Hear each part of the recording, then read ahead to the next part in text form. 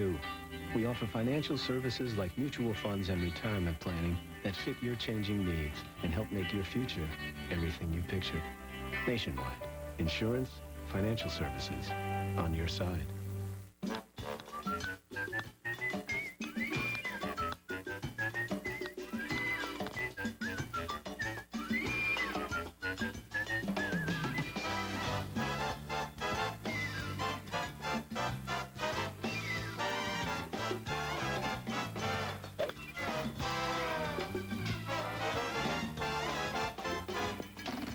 BuyGolf.com, the online golf superstore.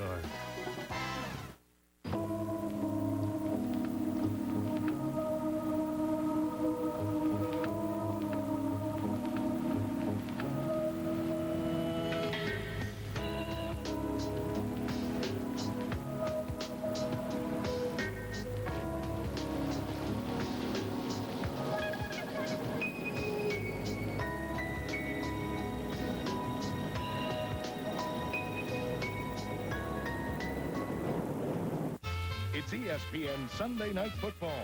This week, Brad Johnson and the Redskins' high-octane offense duel in the desert with Jake the Snake and the Cardinals. Redskins-Cardinals, tonight at 8:15 on ESPN. Sounds like a real brouhaha. Sunday NFL Countdown is brought to you by Buy.com, the Internet Superstore. Why buy anywhere else? And by the bold look of Kohler. I want to thank John Lynch, Derek Brooks for coming to see us during their bye week. Guys, we didn't score on you late, see? No problem. Good luck this season. And they got 2 divisional games, the Bucs do, as soon as they get back off the bye home to Chicago, and we'll see them Halloween night here on ESPN in 2 weeks. For Stu and Morton, Sterling and Jim and Tom and the Bucs, I'm Chris Berman. See you on Prime Time. I want to know the real reason on Trent, though. Talk to me about Trent. I want to know for real.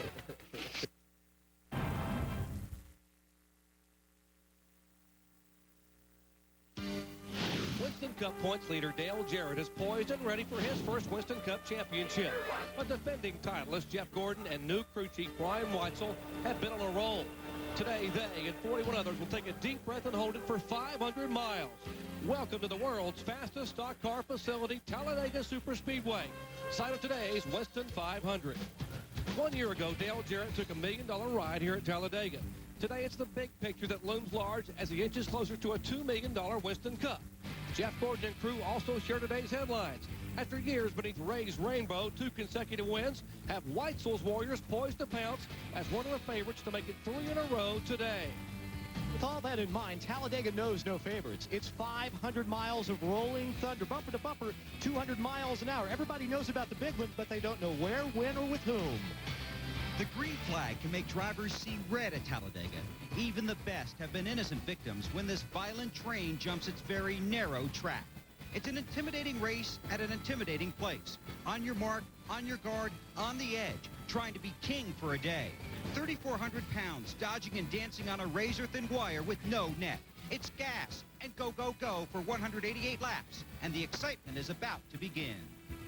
True fans know this race is not about wrecking. It's about winning. It requires unlimited patience to compensate for limited horsepower. Today, you're going to see teammates, partners, friends, and brothers working together on one lap, then hosing each other the next.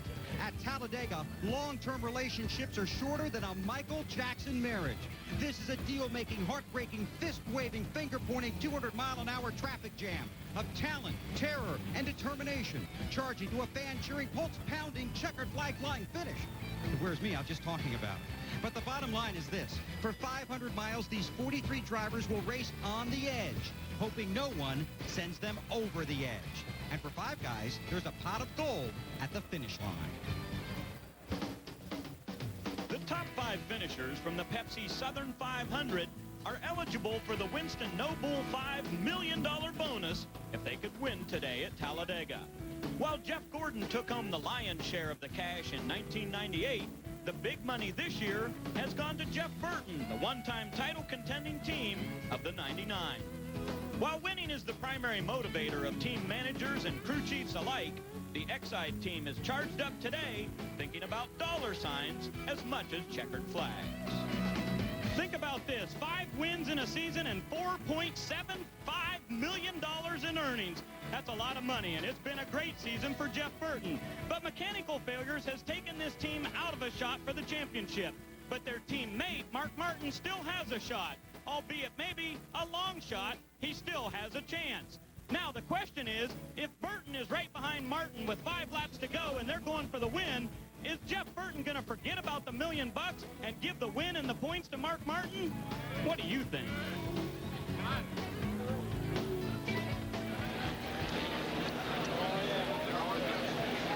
now, ladies and gentlemen, for the most famous words in automobile racing, Speaker of the House and Grand Marshal Seth Hammond. Gentlemen, start your engines.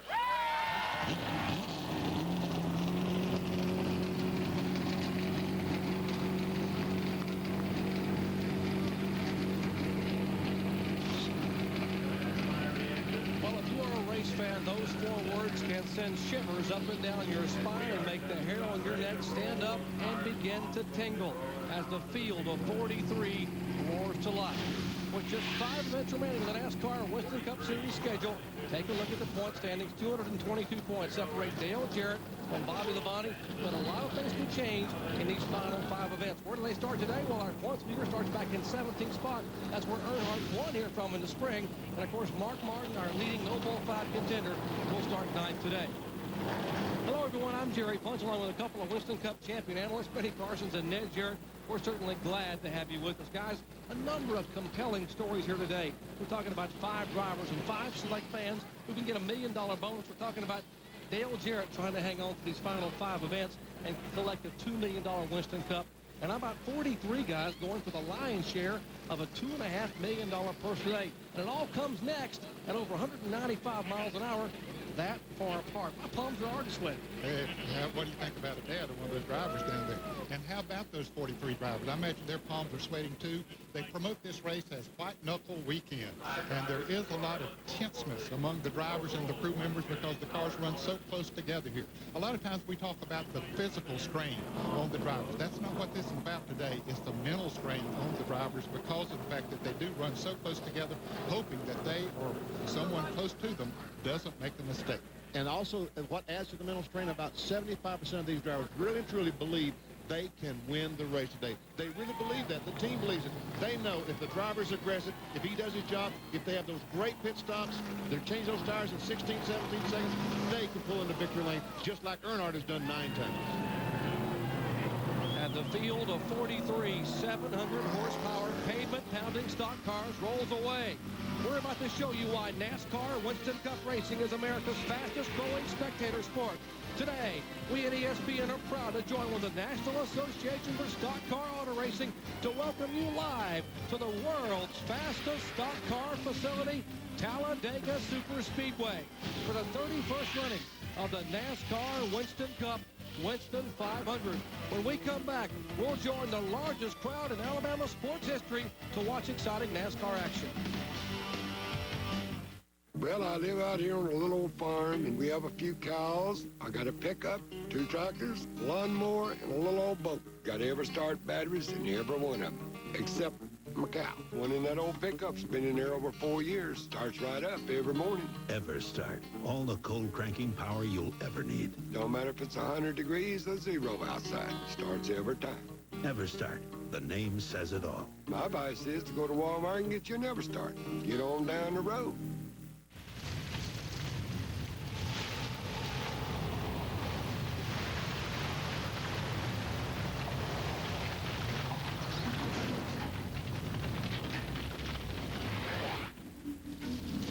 Introducing the all-new Chevy Monte Carlo. Green. The side you show the world is up to you. Ever since Mobil 1 came along, other oil companies have tried to copy it to make a synthetic of their own. But if you take a look at how a copycat performs after some hard miles and compare it to new Mobil 1, it's obvious that all synthetics aren't alike. Today's Mobil 1 is tri-synthetic. It won't sludge up on you. It'll actually make your engine run smoother. The other stuff, not in my car. outperforms Mobil 1. There's a lot of reasons why so many people who take care of their cars turn to AutoZone each week. The low prices on the replacement parts they really need, and the large selection of the things they simply want. But most of all, they come to AutoZone because of the helpful, friendly people who work there. The kind of folks who know their stuff and who'll go the extra mile to help you out. Because after all, taking pride in taking care of people is what AutoZone is all about. Our ESPN coverage of exciting NASCAR and Winston Cup racing action from Talladega is brought to you by Chevrolet Trucks, the most dependable, longest-lasting trucks on the road. By Mobil 1 Synthetic Motor Oil. Nothing outperforms Mobil 1. And by the more than 2,700 AutoZone stores across America. AutoZone, the best parts in auto parts. Take a look at this massive facility, 2,500 acres, 2.66-mile trial with a front stretch 4,300 feet back straightaway. That's where all the action takes place, 4,000 feet long, 33 degrees of banking in the turns, the trial, 18 degrees, and the straightaway, talking about the backstretch, is banked at 2 degrees. Well, this Winston 500 today will be 500 miles, 188 laps. There's the $2.5 million purse we're talking about. The pit window, that is for fuel. That could fluctuate among some of the teams. You won't see tires becoming that much of a factor. And the event record, the recently retired Ernie Irvan, what a great memory that one was, over 176 miles per hour. We take a look at our Walmart EverStart starting grid. And Front Row Joe, for the third time in 1999, will lead him down to the charge. Alongside him, Ricky Rudd, trying to keep a 16-year streak intact. He needs to win one. Teammates from Andy Peakley Racing in row 2. Kenny Wallace has never won, and it has been 8 years since Ken Schrader has visited victory lane. How about an impressive rookie inside row 3, Tony Stewart, and alongside him a two-time winner at Talladega in Sterling Marlin. Back in row 4, the guy who was fastest in happy hour yesterday afternoon, the Budweiser Chevy, Wally Dallenbach, and Texan Terry Labonte in the Kellogg Chevy. And in row 5, the first of our No Bull 5 contenders, Mark Martin, starts inside, and alongside him, looking for win number 50 in his career, Rusty Wallace. On inside of row 6 is Bobby Labonte. Finished second in Charlotte just Monday afternoon. Would like to get a picture here today. Michael Waltrip told me this morning, I can win this race. Inside of row 7, Ward Burton going for the No Bull $1 million bonus, and Jeff Gordon trying to make it 3 in a row. And in row number 8, we have two of those No Bull drivers, Jeremy Mayfield and Jeff Burton, want to win $1 million. And in row 9 is Dale Jarrett trying to pad his points lead, and Kevin LePage going for $1 million as well. As you take a look at the rest of our starting grid, some surprises in Bud Polk qualifying on Friday to set the top 25. And we still have not shown you either of the Richard Childress racing cars because both Dale Earnhardt Sr. and Mike Skinner had problems. There's Mike Skinner finally back in 26th starting spot. They both had engine problems. Earnhardt will start 27th today, far back in the field. And we see Derek Cope in the 41 car, the first time in that car for him this season. Kyle Petty starting back in row 16. Andy Hillenberg making his first Winston Cup start of the year. In Joe Fox Racing Machine, Steve Park awfully good at happy hour. Look for the Pennzoil car to come quickly. 43 cars will start today. There is Awesome Bill Elliott taking a provisional starting spot in the McDonald's Ford.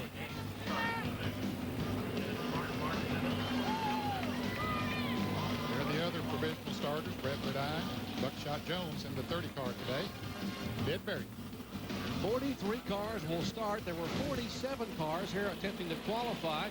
Among those who missed the field, Darrell Waltrip, Robert Presley, Bobby Gerhardt, the ARCA ace, and Hut Strickland out of Calera, Alabama. We'll be riding along with 10 different drivers today with in-car cameras. Benny? Buckshot Jones starts 42nd, the Jimmy Dean Sausage onboard camera. Bill Elliott starts in 38th, the McDonald's onboard camera. Mike Skinner up in the 26th position, Lowe's Home Improvement Warehouse onboard camera. Dale Jarrett, he tries to, as Ned said, pad to that points lead. He starts 17th in the Ford Quality Care on board. Jeff Burton, the Coca-Cola on board. He will start 16th as he goes after that $1 million. The Circuit City onboard camera. This is Bobby Labonte. Starts in 11th. Rusty Wallace, a Miller Lite onboard camera. He will start 10th this afternoon. Mark Martin, the best qualifier of the No Bull Million contenders in 9th spot. Wally Dallenbach, the Budweiser Chevrolet in 7th, and our pole sitter, front row Joe, the Bell South Chevrolet, Joe Nemechek. And guys, we have a special treat in store for our fans today. We have what we call a NASCAR Winston Cup Spotlight. We're going to ride along and listen today to Dale Jarrett, his crew chief, 35-year-old Todd Parrott on top of the machine, of course, and Bob Jeffrey, the spotter, up on top of the main grandstands. We're going to eavesdrop today as Dale Jarrett tries to hang on, not only win at Talladega, but also hold on to the Winston Cup points lead. Our NASCAR Winston Cup Spotlight.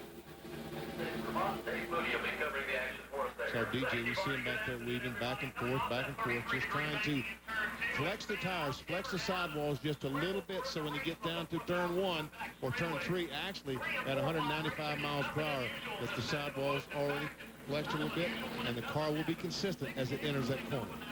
And guys, Talladega has made history many times in NASCAR, but today, the largest crowd to see a sporting event in Alabama state history. Great tradition here in college football, but here we are told over 170,000 strong have jammed their way in to watch America's fastest growing spectator sport. There's the crowd on their feet waiting for that front row Joe alongside Ricky Rudd to bring him down to the start-finish line for the green flag.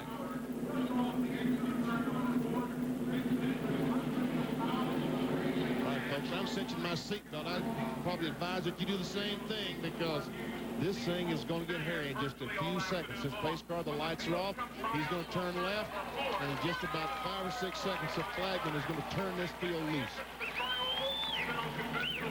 Jimmy Howell about ready to wave the green flag. $2.5 million. That's the purse today. 5 guys going for $1 million. 5 fans hoping to become instant millionaires. Dale Jarrett hoping to finish today and hang on to that points lead and become a second-generation NASCAR Winston Cup champion. It's all coming to bear in the next 2.5 hours from Talladega Superspeedway.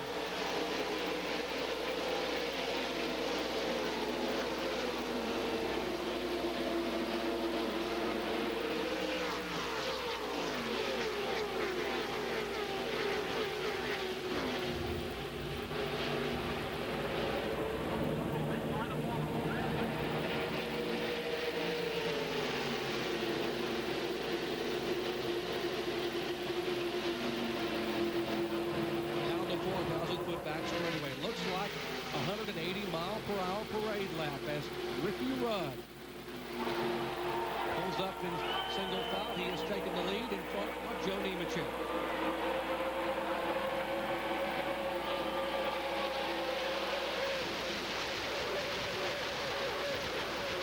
It takes a while to get these restrictor plate engines wound up. In fact, it takes about 2 laps, but they are getting up to speed now. And when they come back for the start-finish line the next time, they will be running close to 200 miles an hour. As a matter of fact, that first lap, the cars averaged 165 miles per hour. The next time, as Ned said, it'll be somewhere around 192, 193 miles per hour.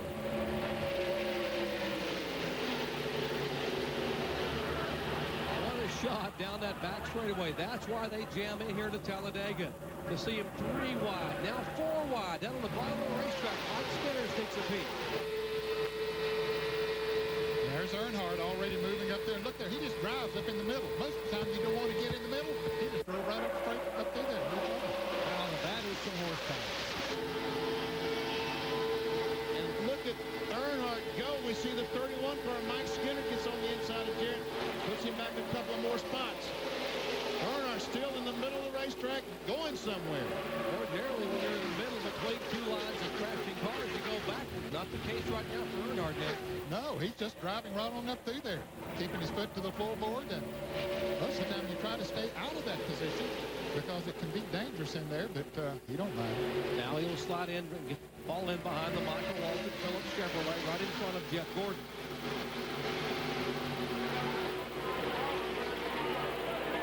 And here Gordon goes up on the outside of Earnhardt. Once again, trying to put Earnhardt in the middle, but does Jeff have any drafting help on that outside line? Michael Walton right behind Rusty Wallace. There we see Earnhardt.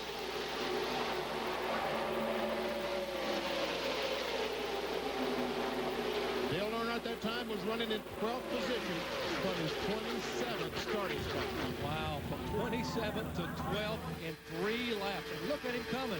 The Intimidator on the move at Talladega. 8 times he has gone to victory lane, including this past April from 17th starting spot. Closing in on his good buddy, Rusty Wallace, just a couple of feet back from the Miller Lite Ford. Now we see they've got Tony Stewart in the middle as Mark Martin goes on the inside. That's the 6th car, the Valvoline Ford.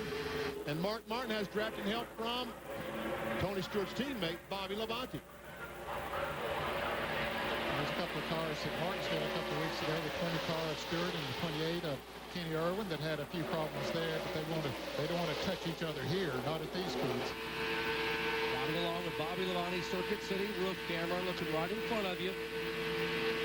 T-Rex colors of Mark Martin, brand new race car, not tested, not even practiced prior to coming to Talladega on Friday. Tony Stewart showing some muscle in the middle.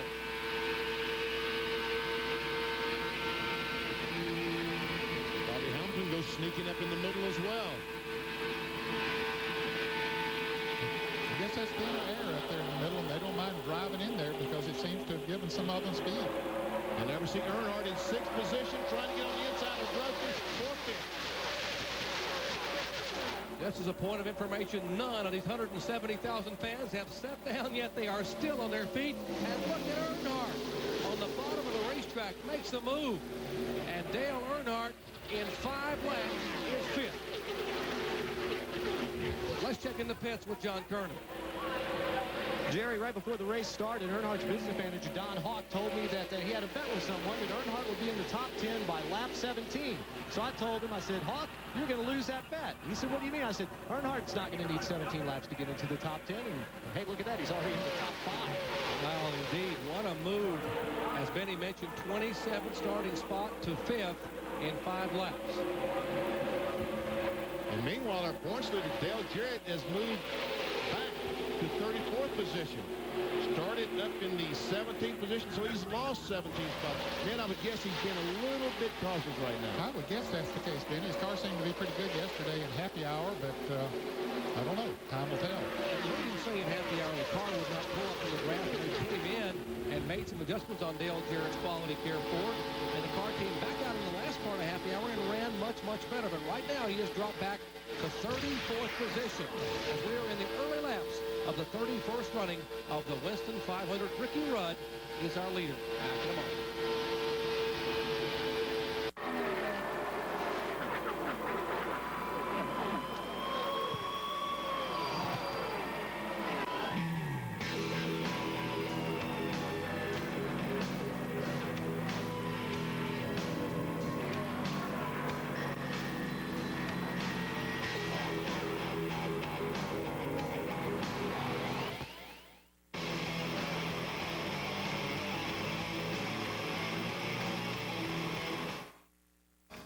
Sounds complicated. Local long-distance internet, but it's very simple when you focus on this. One low price. ClearVision 2020. Look, unlimited local phone service, 500 minutes long distance, and unlimited internet access. Just $60 a month. See what I mean? ClearVision. Call now and see for yourself. Local long-distance and internet, one low price. ClearVision from Picus. How the world communicates. Registration day at Bristol University is always chaotic as students vie for limited class space. And it's not uncommon for lines to swell for the more popular courses. If I flunk, can I take the course again? Will you be doing those special stretching exercises this year? Before every class. Can I buy a used uniform, like the one you're in? We're talking tight spandex, right? Sunday NFL Countdown at 11 on ESPN. What would you have if you took the fastest growing sport in America today, added millions of fans at races all across the U.S., over 100 million more fans on radio and TV, and gave them a spectacular entertainment value, filled with rising superstars, incredibly fast racing, and competition that's as good as it gets? You'd have the NASCAR Busch Series. The NASCAR Busch Series. This is NASCAR. Back at Talladega Superspeedway, our pole sitter Joe Nemechek is back in the lead. That's just part of the story, though. If you run the lead when you left a moment ago, Schrader came by and took the lead. Nemechek came by on the bottom of the racetrack, and now he's at the point of the field. It is Nemechek, teammate Sterling Marlin, the 7 car of Michael Waltrip, and Earnhardt back in 4th position with a little bit of help from behind by Kenny Irwin. Now we see Rusty Wallace on the bottom of the racetrack with help from Tony Stewart as he tries to get by Dale Earnhardt. The bottom lane has Rusty Wallace, Tony Stewart, Wally Dallenbach, Ricky Rudd. Michael Waltrip was very strong in the Daytona 500 this year. And that 7 car comes in here with a lot of confidence today. He feels he can win this thing. Right now. When they crossed the line that time, Felix Sabatos ought to be very proud because his engines were running 1, 2, 3. Keith Simmons, the engine builder for Safco, has the engine in the 42 car of Nemechek, Marlin, and of course Michael Waltrip. Looking out the back of Rusty Wallace's Ford.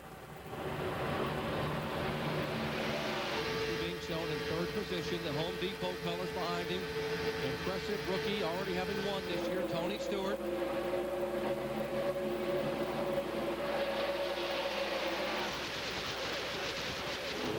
Let's check in the pitch with Ray Dunlap. Ray? Well, thanks, Doc. We got a 42-car draft going on out there on the speedway because one car has lost the lead pack. That's Ed Berrier. He's reporting a vibration in the right rear. Berrier said we're going to try to stay out there and hope we can stay on the lead lap. But if they catch him and pass him, then he will come into the pits. But they're trying to stay on the lead lap. And the car number 12, Jeremy Mayfield, looks like he may be having some trouble. John Kernan? That's exactly right. Jeremy just radioed the crew and said he had an ignition box problem. He has switched back to the A box, but I don't know if that has fixed the problem. Potentially an ignition problem for Jeremy Mayfield. And what a tough break. He is one of our No Bull 5 contenders. The car not running at the speed.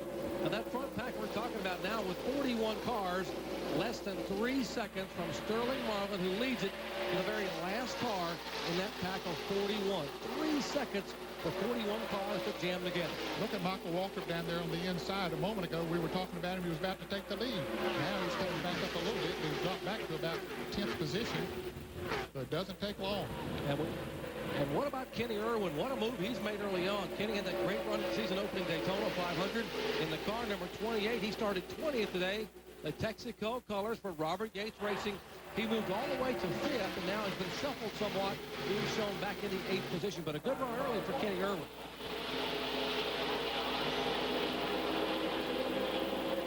Check in again on Jeremy Mayfield down at his pits with John Kernan.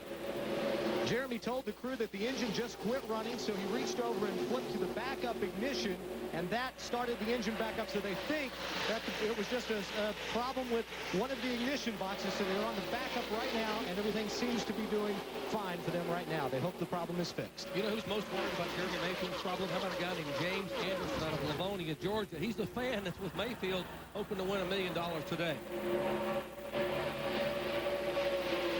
The Intimidator, 3 wide. Budweiser colors on the inside. Dallenbach, we told you, was fastest in happy hour. Now Earnhardt's getting shuffled in the middle, and now we'll go backward. Now, they've run long enough now that the tires have a little bit of heat in them. Might not adhere quite as well to the track. That's never a big problem here because of the high banking at the Talladega Superspeedway, but the cars might not feel quite as comfortable after the tires heat up. Now see Earnhardt is the middle, and you're right, Jerry. He is going backwards.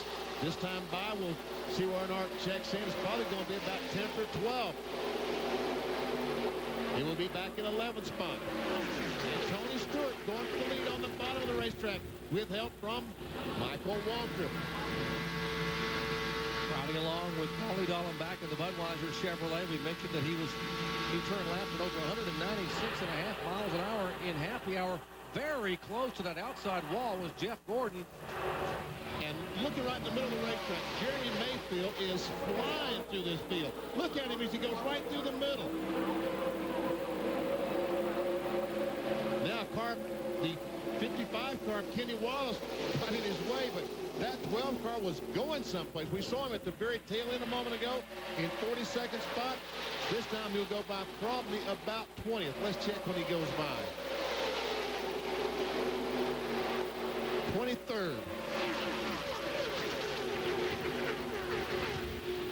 And now Michael Walker. I thought he was on the inside, Ned. What happened? Now he's on the outside. He goes everywhere. It doesn't matter. Where he sniffs a little bit of air and he can get a draft, he just goes out there. Check out Dallenbach. He's going for the front. The Budweiser car, followed by Kenny Irwin and Rusty Wallace. And Mike Skinner. You and Ned put it perfectly. Everybody in this field today believes they have a chance, and I believe they do. It looks that way certainly right now. Our taste of the race telemetry on Wally Dallenbach's Chevrolet, brought to you by Jimmy Dean, shows you the RPMs and the miles per hour. We'll check as they go by the start-finish line. Around 194, 195 as you drop off down the corner. We might see, I did see 196 for just a second. And just 6,800 RPMs. And they don't lose a lot of speed in the turn. You see, they did get down to 189 miles an hour, but not like we see on a lot of other racetracks because of the high banking here. Let's see us run down on the inside in the 2-car. And Mike Skinner right behind him. Michael Walker, the leader last time, is not the leader anymore. It's Wally Dallenbach. Wow, it is hard to break away from this 195-mile-per-hour action at Talladega, but we have to momentarily. What a scramble in the early laps. Wally Dallenbach, Michael Waltrip, Rusty Wallace, Sterling Marlin, and Kenny Irwin, our top 5. Back with more in a moment.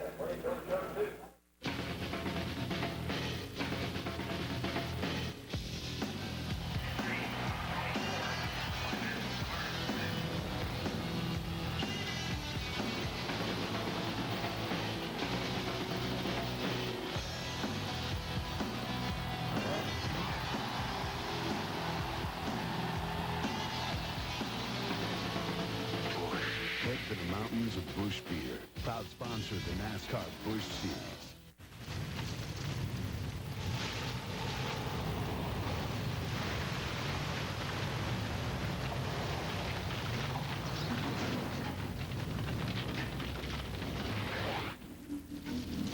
Introducing the all-new Chevy Monte Carlo. Green. The side you should is up to you. This is where most oil comes from. Out of the ground and into your engine. Sure, it's refined, but it still retains some sort of impurities. And quite frankly, I won't use it. Mobil One's a little different. It's man-made, it's fully synthetic and pure. And that purity means cleaner engines, less engine wear and better performance. I tell you, it's worth paying a little extra for. Nothing outperforms Mobil One. This place? For that kind of money? Not what you need to hear. Then stay here at Super 8. Clean, comfortable rooms because we inspect them more than any major economy chain. Clean, friendly Super 8. All the room you want. I've meditated for 3 months. Yes, Master.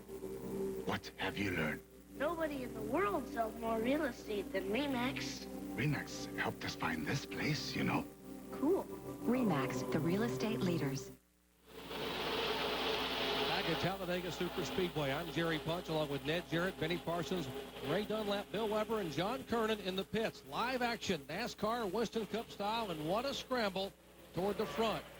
Rusty Wallace has taken his Ford Taurus, the same car that led the most laps at Daytona in February, to the front, but Mike Skinner now from 26th starting position, trying to make a move. He will be caught in the middle. Enough muscle to stay there. Well, he's hanging so far. They're absolutely 4 wide over in the middle of the corner with Bobby Hamilton up on the high side.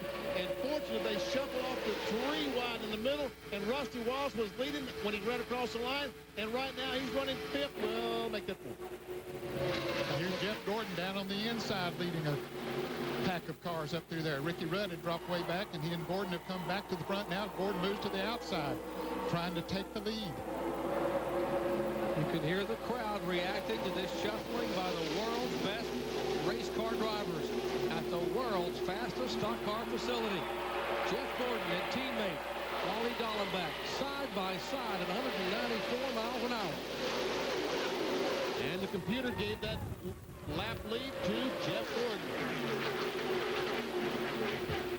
NASCAR timing and scoring says that Jeff Gordon was the leader. We see as he comes off turn 2 has a couple of car length advantage on Ricky Rudd. Now you're wondering what may have happened to our pole sitter, front row Joe Nemechek and his Sapco teammate. Let's check in an air pitch with Bill Weber. Well, the most recent update on Nemechek is that he called in about 5 laps ago and said the back end of his race car is very loose, so they're going to tighten him up. But when the 42, the 40, and the 7 were running at the front of the field, that was part of a plan. Tony Glover telling his drivers, hook up and run together. It worked for a while, and they're in line right now. So watch for that throughout the day. But remember, Nemechek's car is loose. That's not good.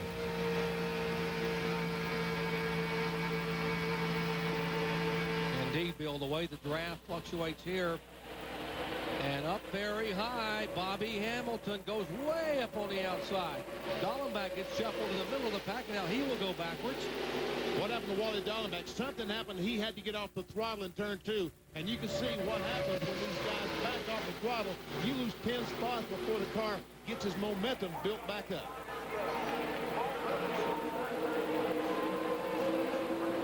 Let's show you our Super 8 Motel serial scoring on Bobby Hamilton. He has come all the way from his 23rd starting spot to 5th now at lap 22.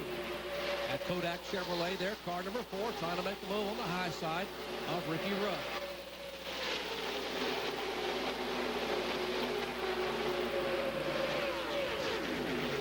Bill Earnhardt has worked his way back to the 4th position. This is a battle right behind Earnhardt for 6th, 7th, 8th, 9th, and on back. And once again, here's Jeremy Mayfield still in the middle, trying to work his way back to the front. Ward Burton in car number 22. Kenny Irwin, number 28. That 12 car lost his ignition for a moment, but he has come up through the pack. And he's bringing Kenny Wallace, the 55 Squared E car, right along with him.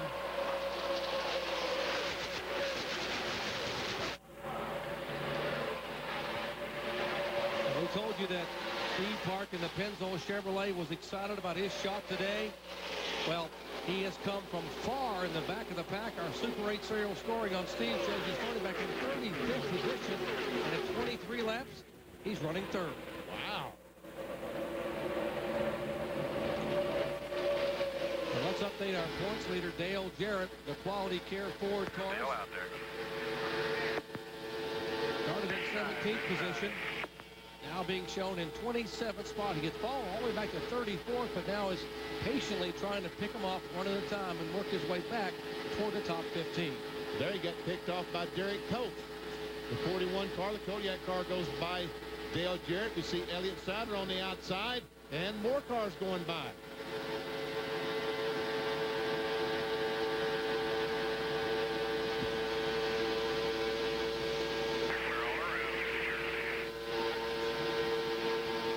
Jeffrey, as he closely watches the pack, right in front of DJ. Boy, what a nerve-wracking job this has to be at this speedway. Spotty. Yes.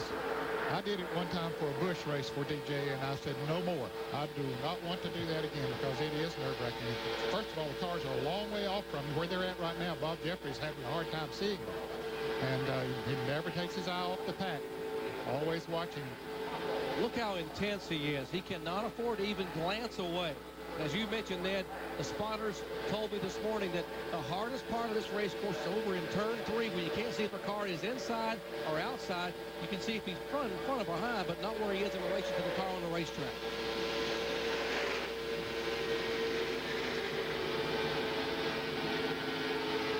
And obviously, you can't talk all the time. The driver has to do some driving, and conversation, radio traffic will just distract the driver, and it takes 100% of Dale Jarrett's concentration right now.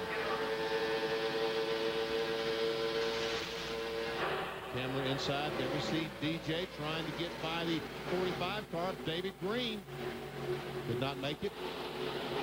If you just joined us, Dale Jarrett qualified 17th starting spot. Fell back to 34th and now being shown in 31st position. And there's Mark Martin back in the 27th position last time on the outside line. Another car that's normally up front, very, very quiet here today. Bobby Labonte's not too far up in front of him there. Bobby's always runs good here, but he's being rather patient there now as well. I think it's coincidence or planning that all three guys in the points are all running together back from 25th back to about 35th. Well, it's coincidental to a degree that they're right there, but I think that all of them are being very patient. And pretty soon we're going to have the entire field nose to tail as Jeff Burton, the Exide car, losing position after position.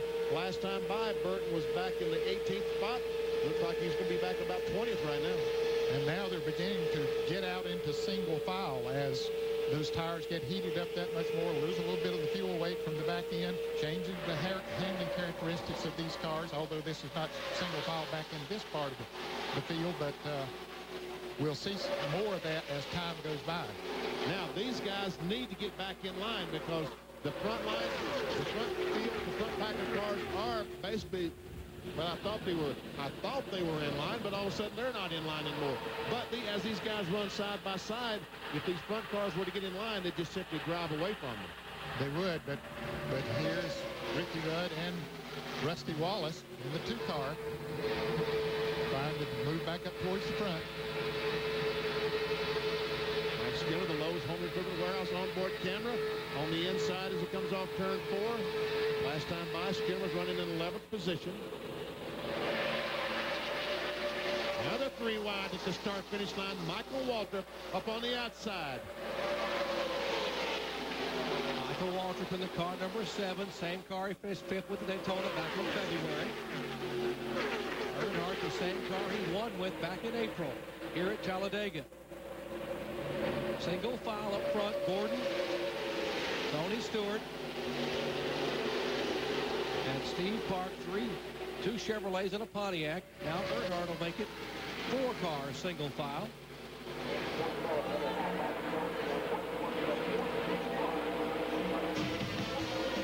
Still in the early laps of the 31st running of the Winston 500, 3-time Winston Cup champion Jeff Gordon is showing the way. Back with more in just a moment. So what's on for today? Boss wants you, me, and Charlie to take the new Silverado and move them bales. Is that Charlie? Chevy's Silverado has the most powerful V8 of any 4x4 pickup. Then we gotta water the herd. 300 horses make it more powerful. If there's any daylight left, we'll take Norm up to see the ladies. More powerful than Ford and Dodge. That's why it's the truck. Silverado from Chevy. Well, guess that's enough for today. This man here has just heard a funny noise. Not ha-ha funny, but click-click funny. Now, he thinks he knows what's wrong, but he's not sure. It's our job at Advanced Auto Parts to help him figure out what's wrong, to get him the parts he needs, and to turn that frown upside down. I remember Dad would always warm up the engine before we drove off. But these days, no time. Boom, we're off. And that's when most engine wear occurs. But with Mobil 1 synthetic oil, engine wear's virtually a thing of the past. I've seen engines pulled down after 1 million miles. 1 million miles on Mobil 1, and they're almost like new. It's amazing stuff, worth every dollar. Nothing outperforms Mobil 1.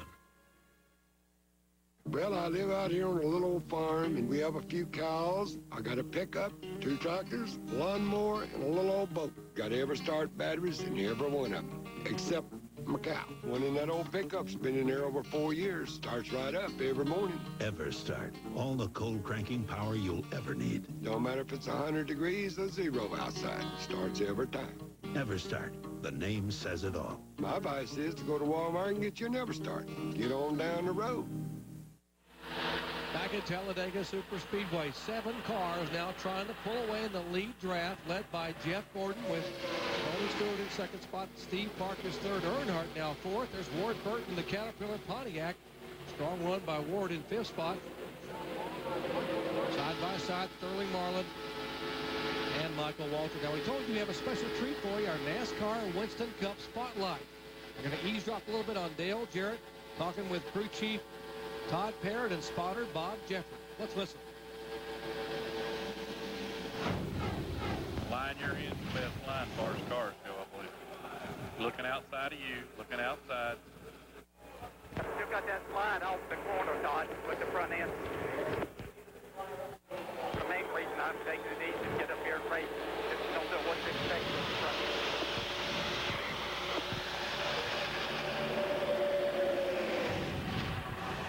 Slide he's talking about off the corner. I'm sure that he's getting a little bit of bounce, and as he comes off the corner, the car will all of a sudden just change lanes on him, so he obviously does not want to be right beside another car when it does that. Back end probably is holding a little bit tighter than he would like for it to right now, and putting the pressure on the back and making this front tire slide out a little bit. Now, Talladega may look smooth from where we're watching here, but let's go inside. Watch Dale Jarrett just bouncing around in the seat, holding on to that steering wheel. You see the window net fluttering there with the wind coming by at 195 miles an hour.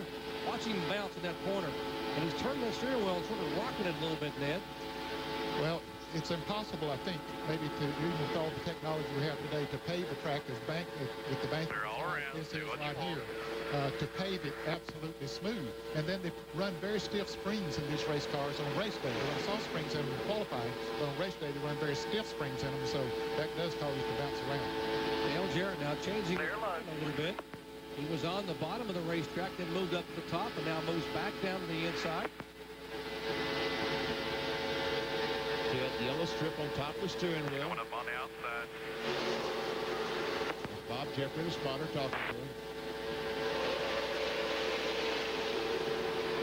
We're going to move back up front as we watch DJ work traffic, and there is, talking about traffic, there's Jeff Gordon trying to hold on. Tony Stewart, 10th to right single file. Steve Park, Sterling Marlin side by side. Michael Waltrip and Dale Earnhardt for position. That's for 5th spot. Sterling Marlin slides in that spot. We see Michael Waltrip, Terry Labonte trying to get something going on the bottom of the racetrack. There's a pole sitter, Joe Nemechek, right behind them.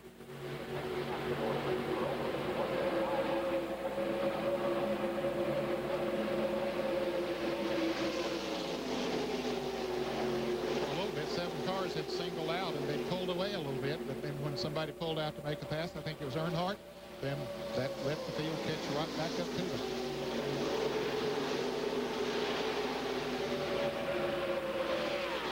Cars are averaging 191.5 miles per hour here, 36 laps into the run. Talk about Jeff Gordon's last couple of weeks. He gained a couple of spots in the Winston Cup point standings, has won 2 in a row. Winning at Martinsville and then at Lowe's Motor Speedway in Charlotte. Second pack beginning to make a move with Joe Nemechek leading the way. Well, as these guys up front, just as they race and do not stay in line, that has allowed that second pack to get closed back up. And now we have 22 cars once again basically in the same pack of cars. And for you Jeremy Mayfield fans, I got a little concerned when he had the ignition problem, had to go to a backup ignition. He has climbed his way back up in the middle of the pack. Here's the car number 12. He's in 10th place the last time along. And there's Bobby Labonte following right along behind him. We mentioned a moment ago that Bobby seemed to be content. He was back there about 25th, 26th or something. Well, he's not as content as he was. Apparently his car's feeling good to him, so he decided, let me just try to move him up through here a little bit. John Kernan? A couple of laps ago, Bobby radioed into his crew and he said, hey guys, you know that IRL commercial where Scott Goodyear is driving the car and he's singing to himself as he drives? He said, that's kind of what I'm doing right now. Just kind of driving along and singing to myself. I wonder what kind of song he's singing now. Maybe King of the Road. I think that's what Scott Goodyear was singing. And I've heard Bobby sing, so don't open that microphone. Obviously having a good time here in the early laps at Talladega.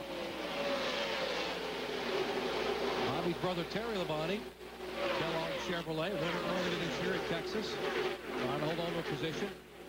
Bobby Hamilton down on the inside, now running side by side, and he is killing them when they're trying to catch that lead pack. Yeah, it really is, because they're just losing time. The front cars running that last time in line, they ran 192.8 miles per hour. They picked up 1.3 miles per hour by just simply getting in line.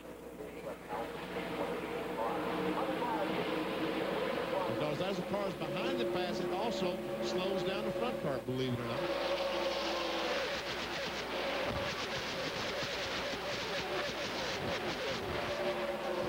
All right, let's check in on the Michael Waltrip pitch with Bill Weber. Bill?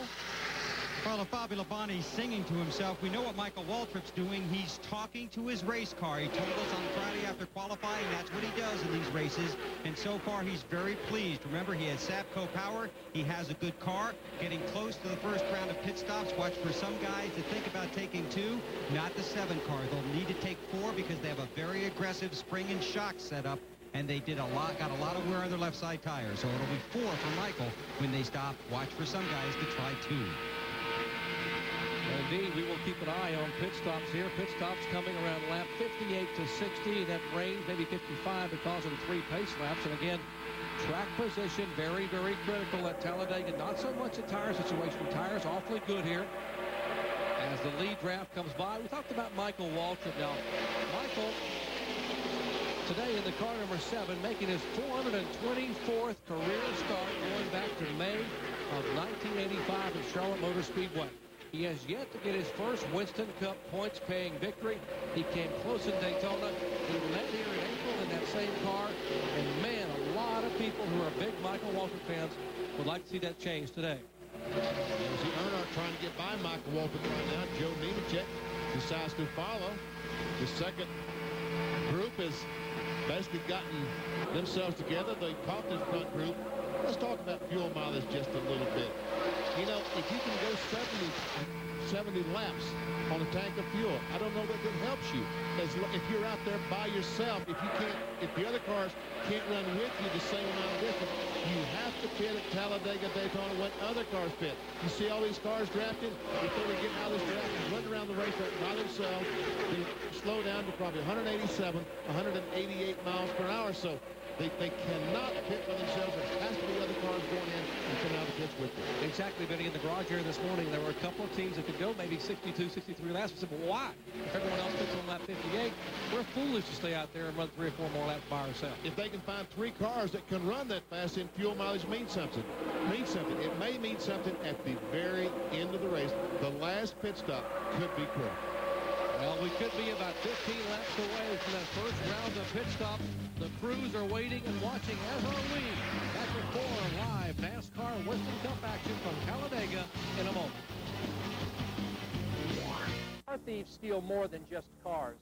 Because of them, we all pay more for insurance and lose the services of officers whose time could be spent keeping our neighborhoods safe. Because of them, we all lose. But there is a way to make car thieves pay. If you have information about an auto theft or the theft of vehicle parts, call 1-800-947-HEAT. If your information leads to an arrest, you could get a reward of up to $10,000. Because of you, we all win. Callers do not have to identify themselves or appear in court. Okay, Bobby, what do you want for dinner? I want pizza. No, wait. I want chicken. No, I want broccoli. You want broccoli. No, I want cherry cobbler. Now at Golden Corral, your kids can have just about anything they can imagine for just $2.99. I want mashed potatoes. Really? With gummy bears. Even if it is a little odd. A rivalry is only as good as the players involved. With Brian Leach and Eric Lindros, you know you'll have one of hockey's most intense matchups. Flyers-Rangers, Friday at 8 on ESPN. My Sports Center meal starts at 9:53 a.m. with the Did You Know as my appetizer for the 10 o'clock show, which is my main course. It's just filthy with the crossover. And for dessert, I don't know. The ice cream with the cookie dough is pretty good. Are you ready for some football? Sunday night NFL on ESPN. The Washington Redskins travel out to Tempe, Arizona to take on the Arizona Cardinals. Coverage beginning at 7:30 p.m. with NFL Countdown, taking you right up to kickoff at 8:15 p.m. Then join ABC Sports tomorrow at 9 p.m. Eastern Time for Monday Night Football. The Dallas Cowboys take on the New York Giants. ESPN and ABC, your exclusive home for primetime NFL football.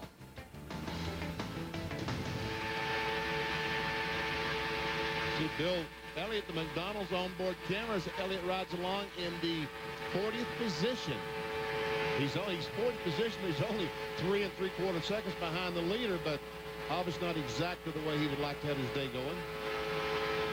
Dale started back in 38th position, a two-time winner here at Talladega. Now, we're talking about the pit strategy. A lot of discussions, I'm sure, ongoing down on pit road. Let's check in down there with Bill Weber.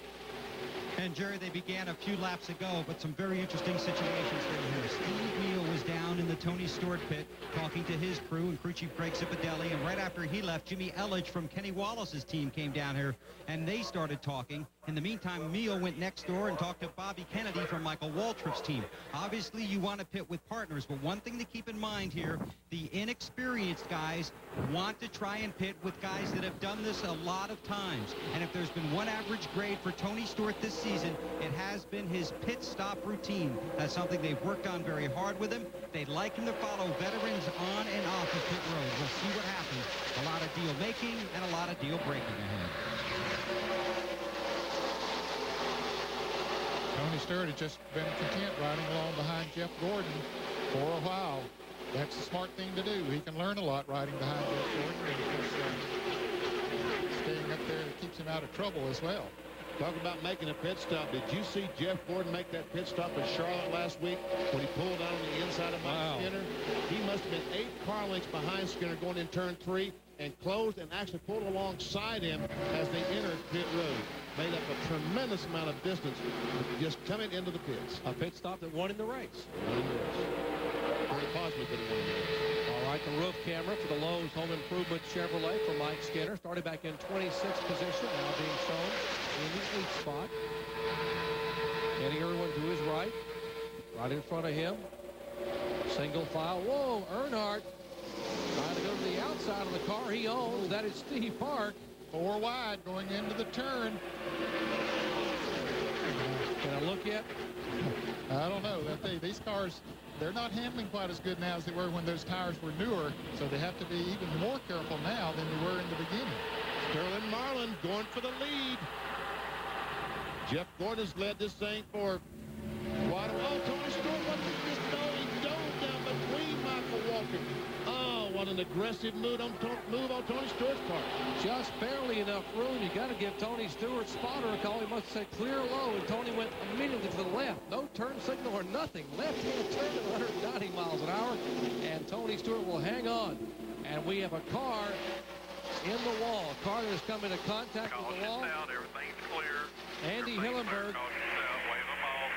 Car hit the wall coming off for this one. Andy Hillenberg in the car, number 91, has come into contact with the concrete. Doesn't seem to be that significant in the Joe Falk Chevrolet, but that will bring out caution for the first time. Stay above the second groove. On lap 48. Max, just stay up above the second groove there, okay? I realize that. I'll have to translate that. He's breaking up. I can't hear him. He said stay above the second groove.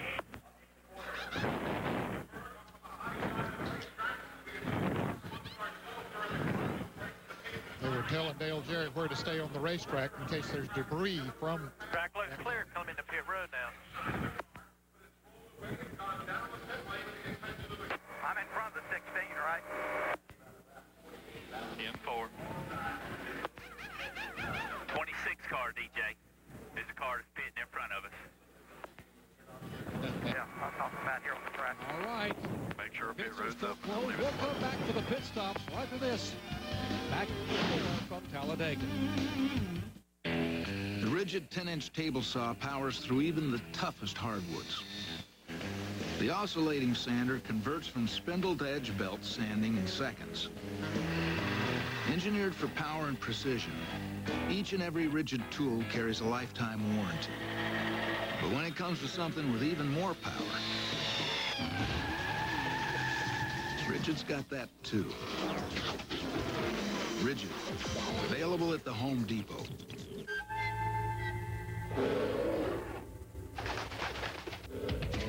If you think all ATVs are created equal, you've never ridden a Yamaha. The new Kodiak 400 Automatic and Big Bear 400 from Yamaha. Because out here, bears rule. Now, for a limited time, get low monthly payments on every Yamaha ATV and a great deal on a winch blower generator with select models. Thank you. should we call? She's fine. I want to call. Okay, let's call. Hello? She okay? Yeah. She's fine. And you fed her? I fed her. Did you read to her? Owner's manual? She likes that. So I'm on ESPN.com checking out my sports fantasy leagues. I'll go in a chat room, and I'll meet people. People do trash talk in the chat room. I told somebody I was from Boston, and they started in with Buckner this and Buckner that. I just wanted to say, hey, you know, those who have not committed errors, you throw the first stones, okay? If not, leave the man alone, and leave me alone, and let it go. Let it go. A full field pit stop under caution here at Talladega. Tony Stewart is on pit road. 1 pound in the right front. They warned him to stop short. Make sure you have the wheels straight. His gauges are good. They want to pull a piece of tape off the front grille. He's getting 4 tires and fuel to John Kernan. Jeff Gordon says his car is awesome. He didn't want him to change a thing. It'll be a 4-tire change for him. Also, Sterling Marlin, the leader. 4 tires. Gordon's crew finished. Now Ray Dunlap. 4 tires and fuel for Dale Earnhardt. No changes here. They stopped him a little bit short in the pit box because they knew the 75 car would be in late. Earnhardt is down and away and back out. His one big concern is trying to get Steve Park to run with him. Mark Martin had a problem. He had to pack up. He was actually boxed in his pit, so that cost him some valuable time. Fortunately, it was under the caution flag, but track position very, very important here. We saw Sterling Marlin had a great pit stop. And the car number 40, as he came out right in front of Jeff Gordon. First caution flag today. There's a look at Sterling Marlin in the car number 40, the Coors Light Chevrolet Felix Sabates on machine. First caution flag today brought out a moment ago by a contact with the wall for the car number 91 of Andy Hillenburg. Back with more from Talladega in a moment. Ever since Mobil 1 came along, other oil companies have tried to copy it to make a synthetic of their own. But if you take a look at how a copycat performs after some hard miles and compare it to new Mobil 1, it's obvious that all synthetics aren't alike. Today's Mobil 1 is tri-synthetic. It won't sludge up on you. It'll actually make your engine run smoother. The other stuff, not in my car. Nothing outperforms Mobil 1. Together we've celebrated birthdays and opening days. Good efforts and little losses. Moments that live once and forever. But what we really celebrated is time together. Now McDonald's salutes the year-long Walt Disney World Millennium Celebration, where new memories are yet to come. Commemorate this momentous event at McDonald's with 4 special edition glasses. Where can you start celebrating the millennium? Did somebody say McDonald's? What's for lunch? Peanut and jelly. Ham and cheese. Another day. Morning, boys. How are you? Morning, Mr. France. Nice looking shirt you got on there. These drivers are ready, and they are looking sharp. Right you are, Chuck. There's the green, and the chase is on. Chase Authentics Apparel. That's why it's called the Intimidator. The chase is on. It's a fight to the finish. Congratulations. Thanks, sir. Had a good run today. Yeah, thanks a million. Nice shirt. Nice shirt. Yeah, thanks. You too. Thank you. $10 for lunch? I heard of a guy got a brand new car for that. Sounds like a Darrell Waltrip story. Oh, I swear it's true. This guy was at the track. He sees this notice. It says brand new hot rod. $10. No, it's not a misprint. Stop by and see for yourself. Turns out her husband met this little gal at the track, and he ran off to Tahiti with her. And he told his wife to sell the car and send him the money. No. Now at Kmart. Back at Talladega Superspeedway, still working the first caution flag of the day. We'll show you what happened on lap 48 to bring out the first yellow flag. Car number 91, top of your screen, Andy Hillenburg. Comes off turn 4, and all of a sudden the car just goes up and brushes the wall. And we heard Dale Jarrett talk about the front end skating or sliding off the corner, and then I think that's what happened to Andy Hillenburg. He came off the corner and just kind of slid that right front right in the wall. It looked that way, and DJ was running on the low side of the racetrack, and I think that's what he was afraid of, but just maybe scooting up into the wall when he came off of the corner with the car that way. And speaking of DJ, we will listen in once again with what was their instructions going on during this caution flag between he and the spotter and Todd Parrott, the crew chief.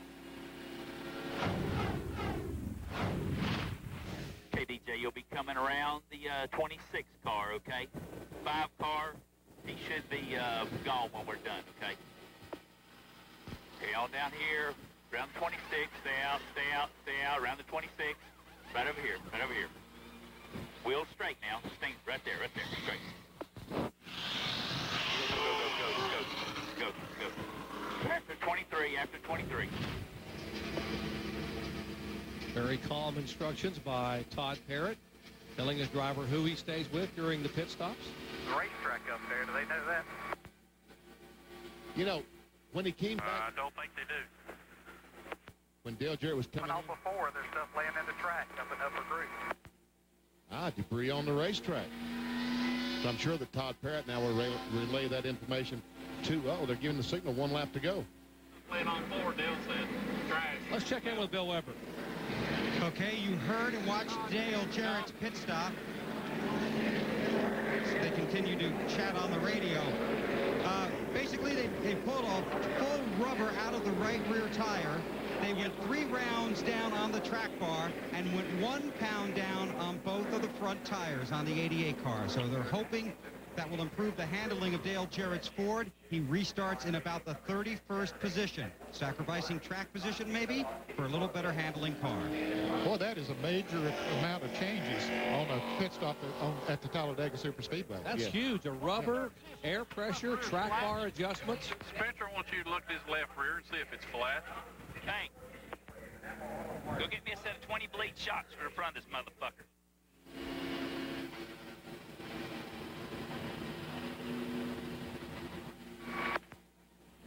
Signal the lights off the top of the pace car, going back to green flag in just a second.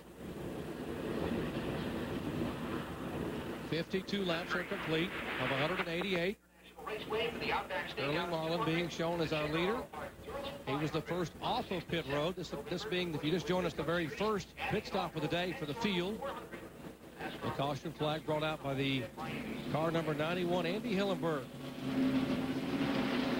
Let's check in the Ricky Rudd pits with John Kernan. A slow pit stop for Ricky Rudd. He dropped him all the way back to the 28th spot. They took on 4 tires, no changes, but they did have a problem with the right rear, so that slowed him down several seconds. One other note, the 22 car of Ward Burton and the 28 car of Kenny Irwin Jr. made contact on pit road, but the spotters have looked the cars over, and they say everything should be all right. To Ray Dunlap. Well, John, Mark Martin had to make a big swing to get around Kenny Schrader to get into his pit box, and he had a bad angle coming in. That's why he had to back out and to get back out on pit road. They had a 15.3-second pit stop. He came in 22nd, went out 22nd. Getting set for the restart.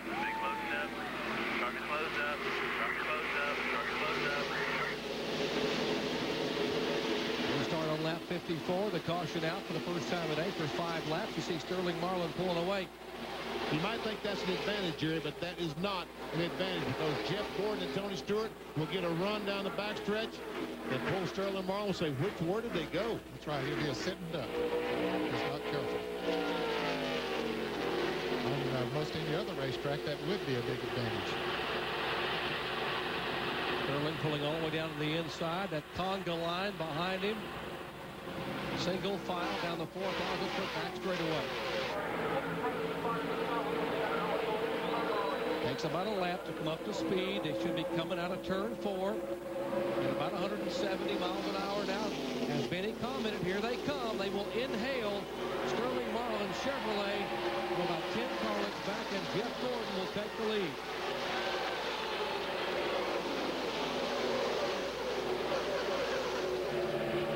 Now, Jeff Gordon, he needs to file that back in his brain. A restart with just a couple of laps to go. He said, okay, I need to be 6 car lengths behind because I'll catch him just when I get to the start-finish line. Let's check in the pits with John Kernan. John? Listening to you guys talk about Sterling getting that good jump at the restart was deja vu all over again because his spotter told him, Sterling, that doesn't look too good. You got too much of a jump on them. They're going to team up and in the draft, and they're going to blow right by you. And Sterling's like, yep, I know.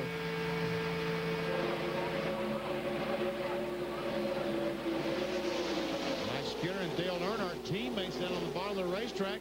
They tried to turn under Kenny Irwin, the Texaco car, so Kenny said, hey, you guys think you're so fast, I'll just go down, push me along. As Terry Labonte also trying to get a push from these guys. They are back in 10th and 11th position. Gordon, our leader. Tony Stewart in second spot. Front row, Joe Nemechek, our pole sitter, is third. Michael Waltrip, fourth. Sterling Marlin been shuffled back to 5th position. Looks like the outside line is the one that's moving best right now. But Kenny Wallace in the car number 55 is going to try to change that. He has his brother Rusty right on his back bumper to try to push him up through there.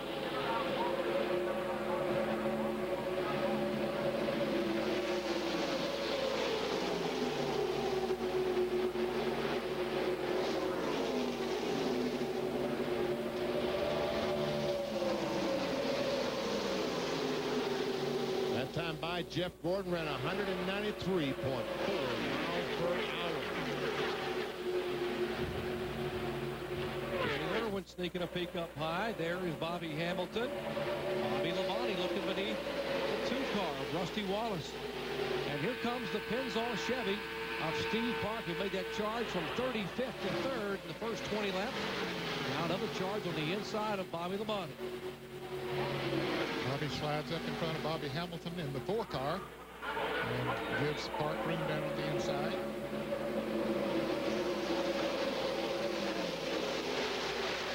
There's Rich Bickle, the yellow car, right in the middle of the group.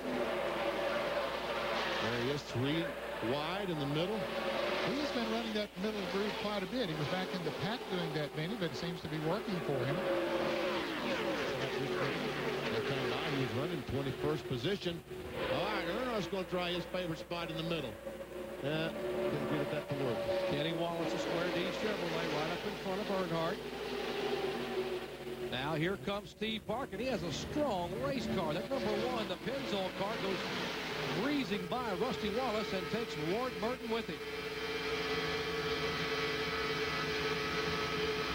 Makes it look so easy. They just pull out and pass, but it's not quite that easy. They got to have a partner first of all to help with the wrap and have to get a good run. Rusty all the way down on the edge of the racetrack, down on that yellow line, nearing the track apron, just trying to be able to possibly block some of that train going by, and Rusty is going backwards. Let's check in with Bill Evans. Well, Rusty was loose early and then tightened up as the run went along. They decided not to make any changes, but they do know something they're not going to do next time they come to Talladega. Low side clear, low side clear. Rusty is very unhappy with the front shocks on his car. They can't do much about it now, but he said, make sure we never run these shocks again. They talked about it in happy hour last night about changing some shocks, and looks like that Rusty did in fact change those shocks, and right now I'm saying to myself, that was a mistake. Look, Rusty Wallace in jeopardy of losing the draft in this front group. Rusty Wallace backsliding here in the field. 58 laps are complete. Of 188 in the Winston 500, Jeff Gordon is our leader.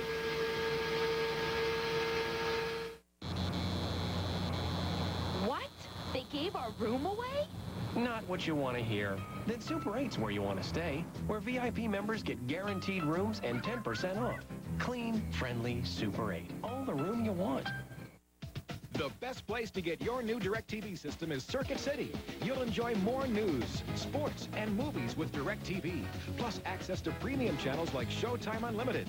And exclusively at Circuit City, you'll get this camera pack free when you buy a DirecTV system and subscribe to Total Choice Programming. And get a free self-install kit, a $50 value, or professional installation for only $99 with your new DirecTV system. Right now at Circuit City. These are Cobalt tools, the finest mechanics tools you can buy in any store. They've got contoured handles for a better grip. And the K-drive that grabs fasteners on the sides, not the corners, which means more torque, less rounding, and less slippage. So Cobalt tools can stand up to anything. From where I'm standing, that's a very good thing. Cobalt, setting the standard in mechanics tools. Made in the USA and guaranteed forever. At Lowe's Home Improvement Warehouse and online. It's my biggest story ever. Let's run with it. Nobody in the world sells more real estate than RE/MAX. Exactly. What tipped you off? Let's just say there was something in the air. Flip-Law Day 19. Traveling the circuits of NASCAR. Darlington, Daytona, Talladega, Charlotte. The drivers, the cars, the action, bumper to bumper, mono-y-mono at speeds of over 200 miles an hour, with us covering every heart-pounding, adrenaline-pumping moment at the incredible speed of over 35 miles an hour, as fast as it goes. What? It's a good thing they keep going around in circles. ESPN's live coverage of NASCAR action from Talladega Superspeedway continues. Jeff Gordon showing the way. Tony Stewart in second spot. Side by side for third. There's the battle. Michael Waltrip and Joe Nemechek. Pair of Chevrolets. And Nemechek's car seems to be coming back. Bill Weber? Absolutely right, Jerry. Remember, he called in, said the car's just a little loose. He took 4 tires. They added just 1 round of wedge, and he's moving back to the front. And remember, crew chief Tony Glover, not on pit road. He works as a spotter with Nemechek, makes the calls from the roof. Glover not in the pits, spotting here at Talladega. Exactly. Jay Smith calling the action on pit road for Nemechek. Now, Dale Jarrett, we told you they made a lot of adjustments during that pit stop. They took a rubber out, made a track bar adjustment, air pressure, and obviously, guys, it's making a difference. DJ starting back toward the front now, finally. He was 31st when he came out of the pits, and now, as you can see, he's moved up to 15th. It might be a little bit further than that when you get back to the start-finish line. He's on the back bumper of Johnny Benson there, and they're coming up towards the front. Those are pretty radical changes they made during that pit stop at Talladega. Normally, you would make one of those 3, but not all 3 at the same pit stop. Michael Waltrip, the Phillips car, number 7, right in the middle of the screen, was running in about 3rd position just a couple of laps ago. 3 wide. Last time by, he was credited with 7th spot, but he might be even worse than that now as he tries to somehow get in line with these cars and get out of that middle groove that he just cannot run in. I think it is more difficult to run in that middle groove now than it was at the beginning of the race, Benny. That surprised us that they were able to run that good at the beginning of the race, and I think that what we expected of that is now beginning to happen.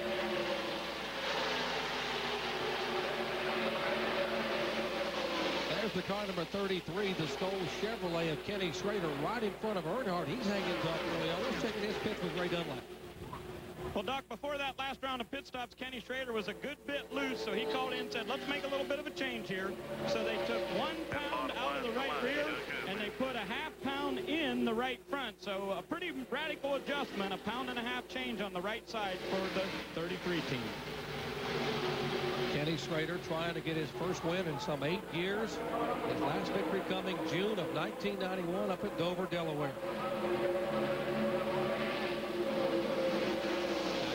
Jeff Gordon on a win streak, 2 in a row, trying to make it 3 in a row here at Talladega. 35-year-old Brian Weitzel, his new crew chief, unbeaten, batting 1,000 thus far in NASCAR Winston Cup competition. He may want to retire now, don't he? That's what he said after Charlotte. Said now to get time to retire, undefeated. Still 3 wide part of the way through that mix. Tony Stewart slid high down to 1 and 2. Mike Skinner down on the inside. Looks like he's in the 3rd spot. And right now we see some cars back there that are out of the draft, about 6 or 7 up. But they are lining up. That's Kyle Petty, that second pack, lining up to catch this pack. If you look back at Michael Waltrip, Phillips Chevrolet. There are 31 cars in the lead draft. The 31st place car is only 1.8 seconds behind the leader, Jeff Gordon. Kyle Petty is about 5.7 seconds behind. And all 43 cars that began the day are on the racetrack. The 91 car for you Andy Hillenburg fans that had the incident on lap 48 to bring out the first caution flag. They peeled away some sheet metal. He is back on the racetrack, so all 43 are running here at lap 66. Dave Marks has also had a long stay on pit road. He is now 8 laps down in the real Tree Chevrolet, but as you said, you're on the racetrack. Oh, they're all lining up, trying to take their shot at Jeff Gordon. Mike Skinner right now running in 2nd spot. Tony Stewart trying to help, getting around on that back bumper. And Tony Stewart and Mike Skinner are best of friends off the racetrack. They drive for competing hardwares, Lowe's and Home Depot, but they are best buddies. They do a lot of socializing together, so I would imagine these 2 guys will hook up and try to make a run on Jeff Gordon. I just hope they don't do what they did here in April. Remember, they had the big crash over on the backstretch. That took place on lap 49 back in April. The 20 and the 31 cars getting together, taking out 9 race cars.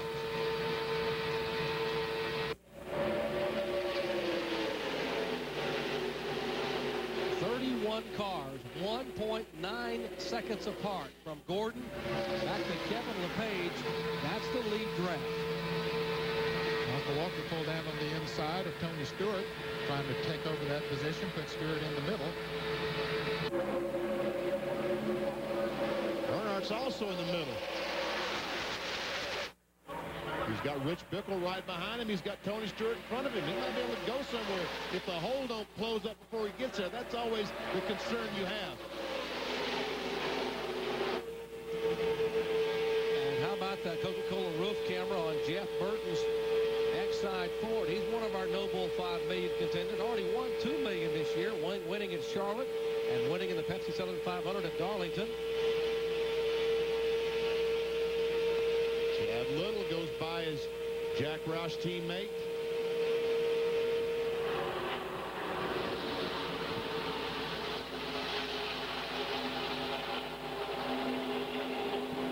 Don't let those guys go in the middle. It just seemed like they opened up a big hole, and they're running 2 by 2 up in front of them. They're able to go somewhere, but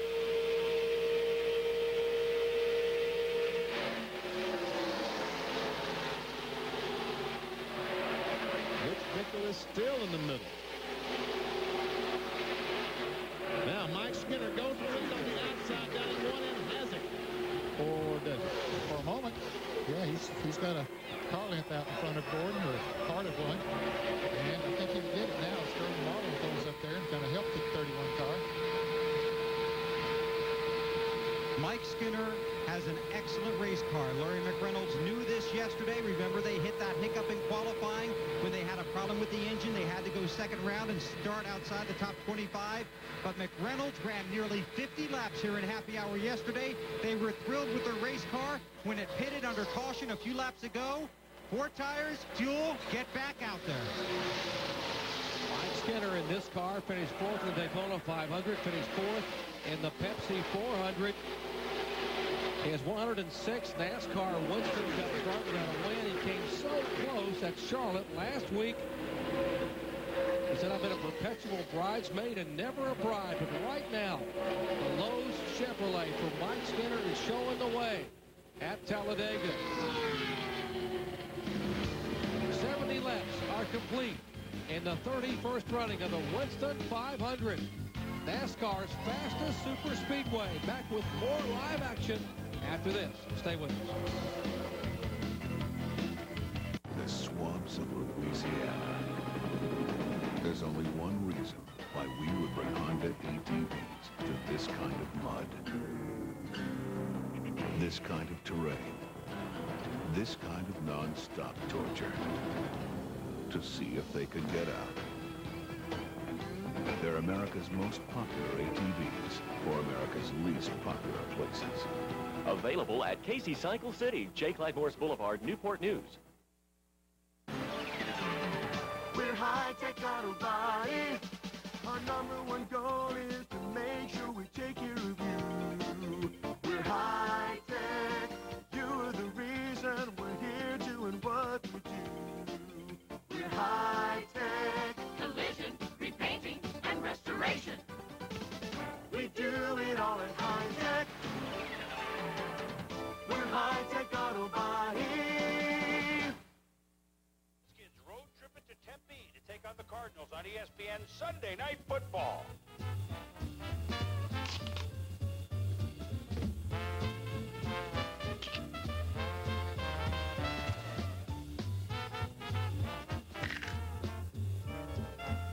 Very funny, guys. It's the Redskins and the Cardinals on ESPN Sunday Night Football. It all begins with NFL prime time at 7:30. What was that all about? Look at this field at Talladega Superspeedway. Side by side for 5th on back, the front 4 single file. And Cornflake showing the way. Texan Terry Labonte for the first time today. And brother Bobby Labonte hooked up nose to tail. They're the front 2. Then comes the Bell South machine for Joe Nemechek and Kenny Irwin. The Texas Gold Colors back in 4th spot. See, Dale Earnhardt has broken his GM Goodwrench Chevrolet free of this big group of cars, and he moves into 5th. Now, those 5 cars have singled themselves out. They'd like to pull away, and they can't do that if those cars continue to run side by side behind them. Now, moments ago, Buckshot Jones in the car number 30. Take a look at this frightening portion here. Up, almost in. Steve Grissom in the car 01. They almost made contact. Man, that was terrific because, you know, normally when you see these cars just wiggle at these, well, actually, you don't even see them wiggle. They lose control before we see the wiggle. That time we saw the thing sideways, and somehow Buckshot managed to save it.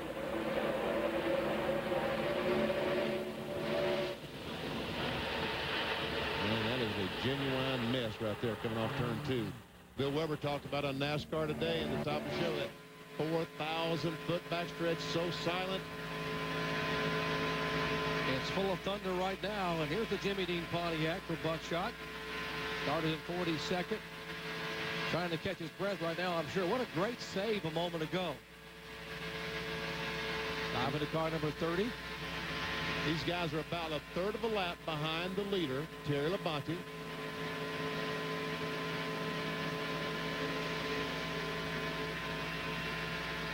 Haven't heard much throughout the weekend from Texas Terry. Qualified pretty well. Started in 8th spot.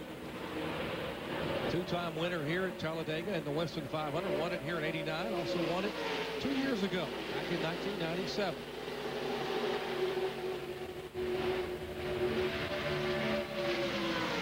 And he's got a good partner there with him, his brother, Bobby, the Interstate Batteries Pontiac. These 4 cars trying to pull away slightly. Earnhardt is the 5th place car. There he is leading that 2nd pack. Marco Waltrip, Tony Stewart.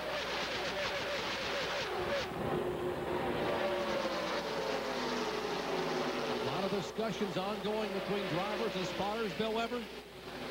Absolutely, Jerry. Eddie Dickerson is the head chassis builder for Hendrick Motorsports and the longtime spotter for Terry Labonte, working this race today. When Terry got to the front, he said, just stay there, stay in line, the mess is behind you. If you guys stay in line, we'll run away from those guys. And he said to Terry, 5 bonus points. I guess your car is pretty good. No response. So Terry remaining quiet even on race day. Call Terry Labonte the Iceman. Very composed, very poised, and very quiet. Only speaks when he has to. The brothers Labonte showing the way with 20 car. Jeff made a move by Mike Skinner. That's Tony Stewart. Now he will pull right up within a car length of Dale Earnhardt. And Sterling Marlin goes by Skinner. Jeff Gordon back to the leader just a few laps ago. Now back to the 11th position. And Jeff Burton, we saw struggling. He is now up to the 10th position in the X-Side pool. Well, we're about 16 laps away from the halfway point here at Talladega Superspeedway. Labonte, Nemechek, Irwin, and Earnhardt are top 5. Oh, yeah, those first ice boats had a lot of speed, but not a whole lot of control. Yeah, with the blade setting early, couldn't steer around the ice fishing holes. Oh, geez, learned the hard way. Wider is better. With its speed-sensitive steering technology, the White Track Grand Prix gives you precise cornering and control, even at a good clip. You betcha. Better, better. Wider is better. The White Track Grand Prix by Pontiac. Hey, Jeff. Now, listen, I got it right here, buddy. It's icy cold and tasting great. Now, come on, Jeff. You tell me, is there anybody in this world who deserves this here Pepsi more than you? Hi, Jeff. See you later, Jeff.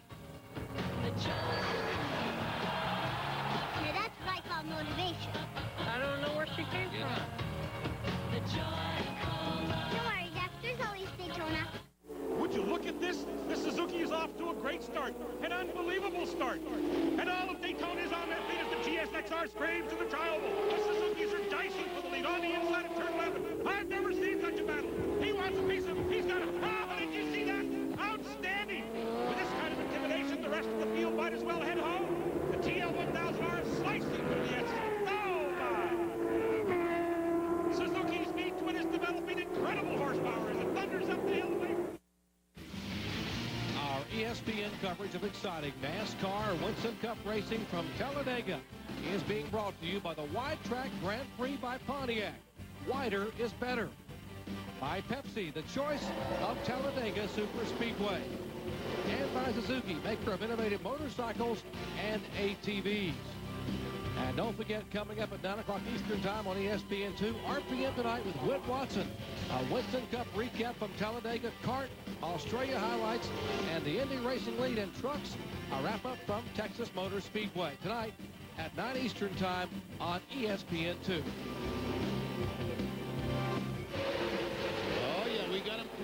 Four best as Steve Park dives to the inside, and he has help down there with Michael Waltrip. And they go on the inside. They're still 4 wide. In 3, Michael Waltrip drives down there.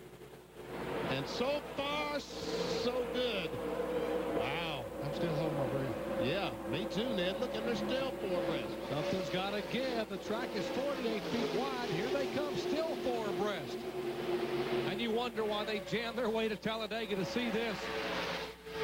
That is exactly why. All across the country, there's standing room only and lines in for tickets at NASCAR Winston Cup facilities. Oh, we got a crash. It finally happened. Still there. Crash in turn 1. Crash in turn 1. Be clear. Back it down safely. Back it down. Johnny Benson, 1 car involved, the 36 car. Jerry Nadeau involved. Clear they are on the bottom of the racetrack. Watch for debris. Lap 81, a handful of cars involved in a heavy impact entering turn 1. There's the Cheerios Ford, or what's left of the front end of that for Johnny Benson, still moving, trying to get back toward pit road. Hey, he is driving that, believe it or not, folks, because it would have stopped long ago if Benson were not hitting the throttle and trying to get back to the front. And Jerry Nadeau has climbed out of his car. There's still some fire beneath both those cars. There's the safety crew on the spot immediately. Jerry Nadeau, they're actually helping him put the fire out beneath the hood of his M&M's Pontiac. And here comes Johnny Benson through the grass. Let's see as they go down in the corner. Benson's on the outside. Some contact right there as the between Benson and, was that Jeremy Mayfield? That was Mayfield. I believe so. That's where that 4 wide racing was going on that we were talking about. And John Andretti, believe it or not, he's also involved. The STP Pontiac just cannot catch a break. Derek Cope also in the car number 41. He was an innocent victim up there. He mentioned Andretti. But there we see him making contact. Jeremy and the 9 car, I guess, of Rich Bickle. They just simply ran out of room when they got into that corner. 4 wide at the speed that they were running. And just a little bit of a slip. So once again, the cars involved, the 12 of Mayfield, the 9 of Rich Bickle, Nadeau in the 36, the 26 of Johnny Benson, and the 43 of John Andretti. There you're right, Ned. You can't, there just isn't room. There isn't room there.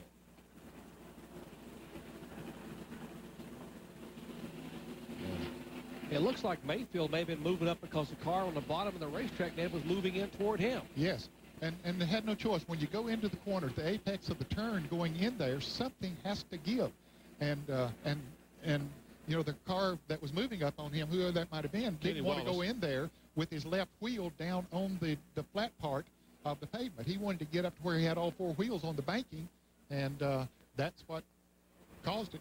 And Kenny Wallace's defense, if he hooks that left front on the apron, he shoots right up across the racetrack in front of the whole field. So let's go down to Bill Weber in the pits. And another parade down pit road. Tony Stewart among the first to hit his stall. This will be a 4-tire change. They're going to go up 1 round on the track bar and an air pressure adjustment. There's the track bar adjustment. The right side tires are on. Working on the 20. Let's check on John. 2 tires for Stewart.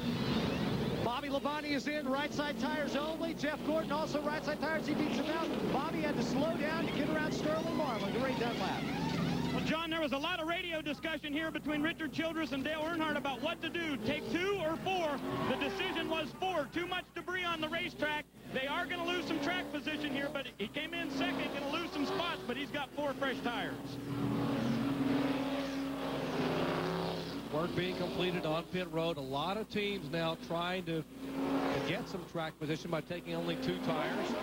Second pit stop for the day. You heard Ray Dunlap talking about Earnhardt taking on 4. There's Jimmy Maycar. His driver took on 2 right sides only.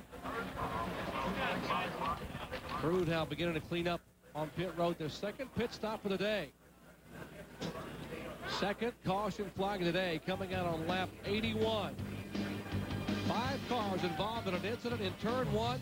Take a look at the view that Rusty Wallace had right behind the contact, as he will go left, hold his breath, and somehow make it through that mess. Back with more in a moment. Hey! He's in the garage. Hey! If you're going to have a garage, have a garage. And if you're going to use an oil, use an oil. Penn's oil with Pure Base, specially formulated for stop-and-go driving. Like what I've done with the place? Hey, what does this do? Well, that opens up the roof so I can airlift anything in or out of the garage. Stop. Go. Penn's oil. Oh, yeah, those first ice boats had a lot of speed, but not a whole lot of control. Yeah, with the blade setting early, couldn't steer around the ice fishing holes. Oh, geez, learn the hard way. Wider is better. With its speed-sensitive steering technology, the White Track Grand Prix gives you precise cornering and control, even at a good clip. You betcha. Better, better. Wider is better. The White Track Grand Prix by Pontiac. Mark Martin drives 200 laps a race in a counterclockwise motion. All that going in circles is enough to put any man into a deep hunger trance. Hardy's Monster Burger. 2 beef patties, 3 slices of cheese, and 4 strips of bacon. Left, left again, left. That's it, Mark. Just a few more 100 miles to go. The Monster Burger, only at Hardy's. Whoa, whoa, whoa, whoa, whoa. You got the right idea, but you have terrible form. Hey, let me see your helmet. You want to bend your knees and explode with the hips, all right? Bend the knees and explode like this. Let me get into it. Let me see you do it.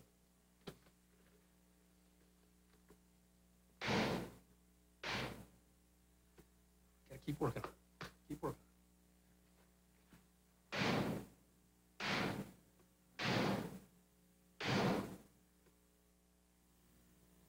Back at Talladega Superspeedway in the Winston 500, working caution for the second time today. A 5-car incident on lap 81, entering turn 1. Once again, the cars involved: Nadeau, Benson, Mayfield, Cope, Andretti, and Bickle. There we see him go down in the corner, and they get 4 abreast. Kenny Wass on the inside. Jeremy Mayfield makes contact with the 9 of Rich Bickle. He also makes contact with the 36, and Jerry Nadeau has no place to go. John Andretti also drives into this thing, and there you see the car slide into a stop. And we told you a lot of drivers worry about what they call the big one here at Talladega, the accident where they're running so close together that they have a lot of cars taken out. Back in the spring, we had a 9-car incident on lap 48. 7 of those 9 cars did not continue that day. And take a look back in October of '97, we had a 23-car incident on lap 139. So what we're telling you, folks, this was not the big one. This was for Talladega terms, this was a minor crash. But let's hope it was the biggest of the day. Exactly. Now, you saw Dale Jarrett pull down. This is the wreck happened, and obviously he's getting a lot of help from Bob Jeffrey, his spotter, and he just did miss being involved. He was back in the pack when this happened, and obviously that's why spotters are so critical. Let's check in once again with our NASCAR Winston Cup Spotlight on the Quality Care team.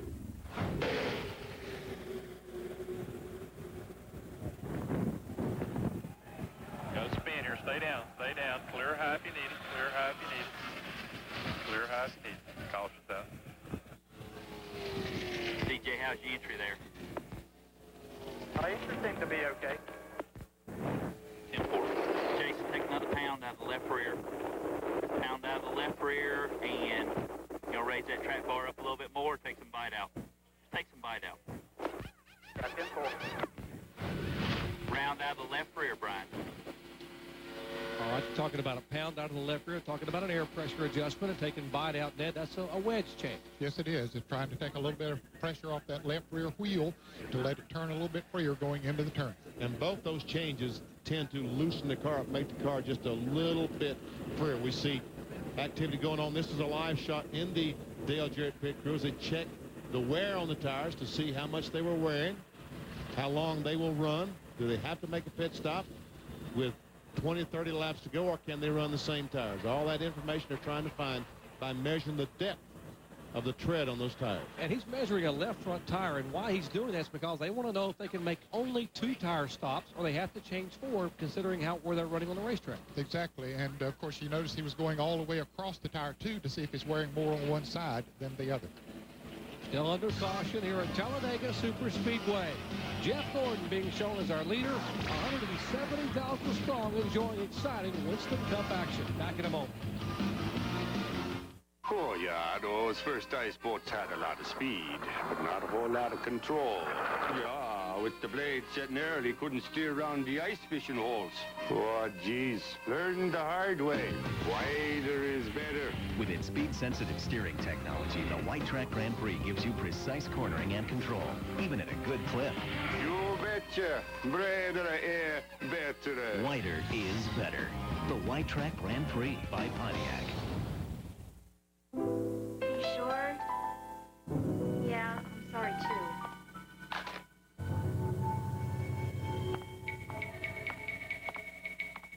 Honey, I tried every locksmith in the city and they won't take a check. Consider the Visa check card. It automatically deducts from your checking account everywhere Visa's accepted, so you can get what you need. What are you doing in there? Nothing. And get on with life. Visa check card. It's everywhere you want to be. I was born to be a cashier. I've been a cashier for 35 years. That's my office right over there. That's where I do all of my business. Good muscles working. I know most of my customers by name. Really, I do. Hi, Gabby. How have you been, Rico? Thanks, George. You don't have to stand in my line because I'm fast. For me, it's an easy job because I have so much fun doing it. Our goal here at Home Depot is to have the lowest prices in town. If you find an item in another store for a lower price, we'll meet and beat that price. Does that make you happy, ma'am? Makes me extremely happy. People deserve good prices because money is hard to come by. Registration day at Bristol University is always chaotic as students vie for limited class space. And it's not uncommon for lines to swell for the more popular courses. If I flunk, can I take the course again? Will you be doing those special stretching exercises this year? Before every class. Can I buy a used uniform, like the one you're in? We're talking tight spandex, right? Sunday NFL Countdown at 11 on ESPN. Exciting ESPN NASCAR action from Talladega. Now coming up later today at 5 p.m. Eastern Time on ESPN2 for the second time this season, the NHRA travels the Texas Motorplex for the Revell Nationals. Defending champions include Top Fuel Gary Skelsey and Funny Card John Force, both going for their 3rd straight win at the Motorplex. The Revell National today at 5 Eastern Time only on ESPN2. For more, log on to ESPN.com, a part of the Go Network, go.com. Let's check in the pits. I think Bill Weber is caught up with Jerry Nadeau. And I saw a brief smile from Jerry Nadeau. Tough to do. Wild ride for you. What happened? Not really sure. I mean, I noticed there was a few guys. I think they went 4 wide, and somebody dropped it on the bottom, and somebody got into the 9 car and sent him up the racetrack, and I was behind the car that he hit, and I slowed it down good enough, but I got popped from behind, and there ain't much you can do when you get in a situation like that. I mean, I feel bad for these M&M's Pontiac team. I mean, this is a good race car. I can go racing again. It's just I feel bad for these guys. They got to work on this race car. Yeah, you roasted some of those M&Ms out there, too, didn't you? Yeah, I tell you what, it got damn hot quick in that car, and while the car was rolling, I was actually getting out of the race car, and I got hit from behind.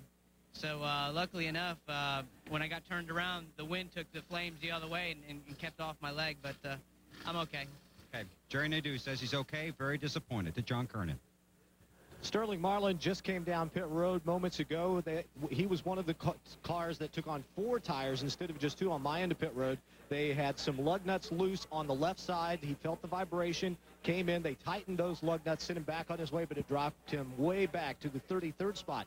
Bobby Labonte, who came into the pits leading, is now in the 3rd position. Had a little problem getting out of his pits because Sterling was pitted in front of him. But the big story there is Jimmy Maycar changed his mind at the last minute. They were going to take on 4 tires, but he decided not to give up track position because he anticipated the moves of some of these other teams of taking on only right side tires. So right before Bobby pulled into the pit stall, Jimmy Maycar said, no, 2 tires only, to Ray Dunlap.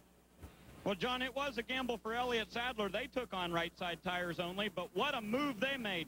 Started 34th today. They were running 23rd whenever the caution came out. And right now they are currently 8th place, so they've really made a big move by taking on 2 tires only. As I told you, Earnhardt took on 4. He only lost 2 positions, but Chad Little may have been the big loser on that round of pit stops. He came in 17th place, has a problem with the transmission, tried to take 2 tires, but stalled the car, and he has dropped way back to the end, like 35th or 36th. Now let's go to Bill Weber. With a disappointed Johnny Benson, who had worked his way close to the top 10, and then you got in the middle of this. What happened? I'm not sure. I mean, I heard 4 wide on the radio, and I knew that couldn't be too good getting into the corners. So you can get away with that in the straightaways, just not in corners. And I don't know, if somebody got squirrely, and in the minute that happens, you're going to hit somebody. And the minute it hits, it gets chain reaction. And, you know, then after that point in time, I got hit in the left rear and spun out. Okay, Johnny Benson, he's okay, but his car certainly in a very bad shape in the NASCAR Winston Cup garage. Under caution at Talladega. We'll be right back. Once there was a car. This car needed help. Help with brakes, help with shocks, and help with the muffler. The car owner was perplexed. Where can I take my troubled vehicle to have all these ailments properly mended? And then the voice, it came to her. Take your car to the King. Brake King, 74th and Jefferson, Newport News. And she followed the advice of the voice, and her car was made better. And she was pleased with her car, and all was right with the world. Team Patriot pulls up to the 8th tee in a 2000 Buick LeSabre limited golf car. You know, I hear there are 9 to choose from with huge savings. Let's see if it helps their golf game. Finding this ball certainly harder than selling those 2000 Buicks. Digging my way out of this sand trap is a whole lot harder than buying a new Buick at Patriot. Finding a ball in the woods is a lot harder than finding a new Buick 2000 at Patriot. You guys need to keep your day jobs. Patriot Buick Pontiac GMC, 212 2nd Street in Williamsburg. My Sports Center meal starts at 9:53 a.m. But the Did You Know as my appetizer for the 10 o'clock show, which is my main course. It's just with the crossover. And for dessert, I don't know. The ice cream with the cookie dough is pretty good. A rivalry is only as good as the players involved. With Brian Leach and Eric Lindros, you know you'll have one of hockey's most intense matchups. Flyers-Rangers, Friday at 8 on ESPN. This is a sport where the work of weeks and months is measured in hundredths of a second. This is a sport where glory and fortune can all come down to a gallon of gas. This is a sport where fans buy seats they never sit in, and they couldn't be happier about it. This is a sport that truly revolves around its fans. In fact, the drivers even go door to door to get the fans to come to the track. This is NASCAR. Back at Talladega Superspeedway, perfect timing. We get set for the restart here after 2 caution flags. The latest involving 6 cars.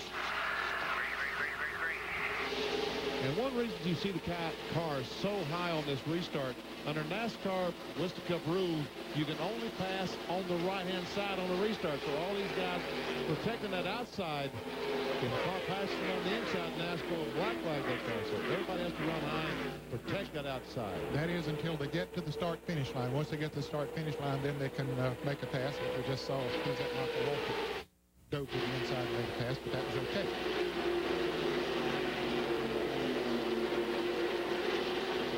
We are 5 laps away from the halfway point. Jeff Gordon, DuPont Chevrolet, 2 consecutive wins, trying to go for 3 in a row. Unbeaten string continuing for Brian Weitzel. Tony Stewart in 2nd spot. Tony's teammate Bobby Labonte back in third. A pair of Joe Gibbs Pontiacs chomping away at the back of Jeff Gordon's Chevy.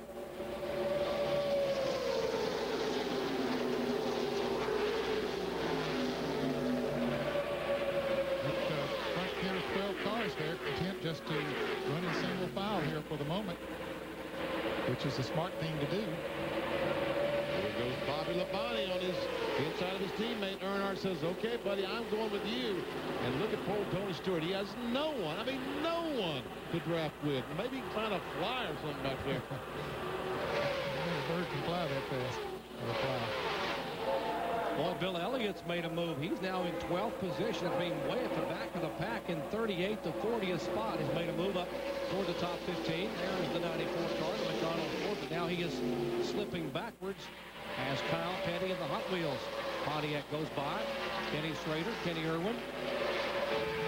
Kyle Petty was a benefactor of that caution because he was running about 7 or 8 seconds. He and a pack of cars running about 7 or 8 seconds behind the leader. Then he came in, apparently just took on 2 tires, and he's right up there now in 15th position.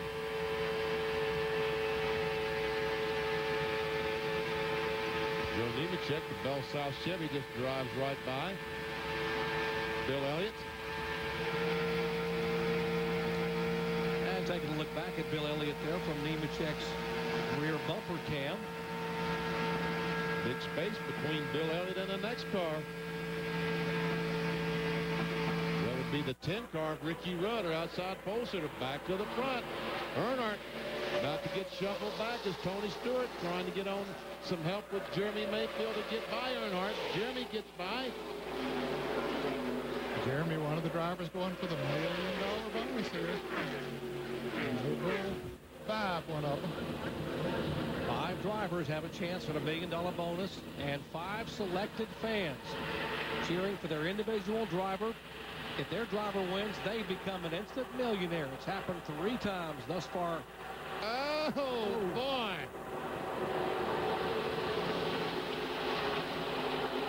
Well, Michael Waltrip has got himself ahead of steam. And he's aggressive with it. There's where the no bull 5 drivers are running. Mayfield in third, Burton. Although he's being shuffled back now as we speak.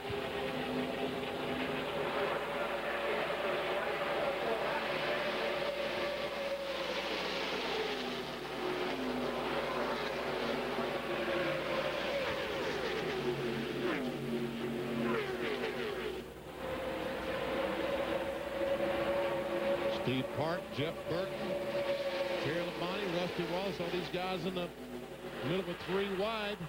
Meanwhile, back at the front, battle for the lead. Here's Bobby Labonte on the inside with help. And Jeff Gordon on the outside with help. And he prevailed.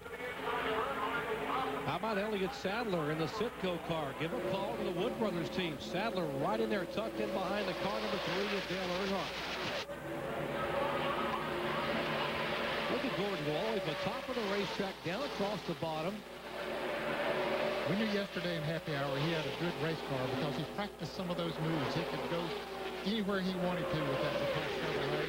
Still working that good today.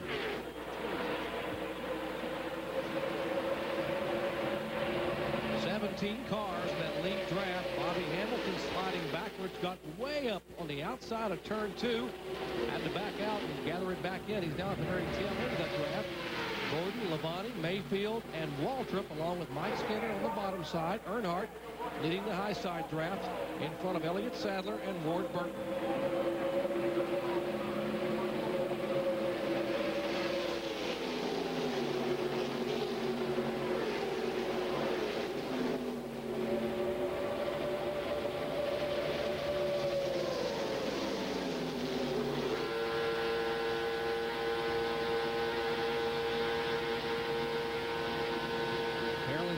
There is at Talladega always a lot of spotter communications among drivers. We're going to show you in our NASCAR Winston Cup Spotlight how it works with the 88 car.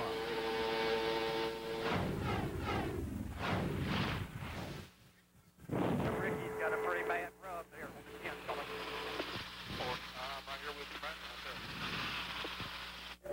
Yeah, 4. I'm right here with him right now, I'm telling you. Going over to Ricky Rudd spotter. That's side in.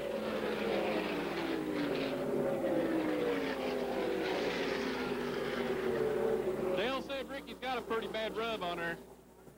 Rubbing? Yeah, he said it's pretty bad. Boy, the spirit of cooperation, Ned, it's very, very important because the number one priority in all these guys' minds is safety. Yes, it is. But the rub is not hurting his speed.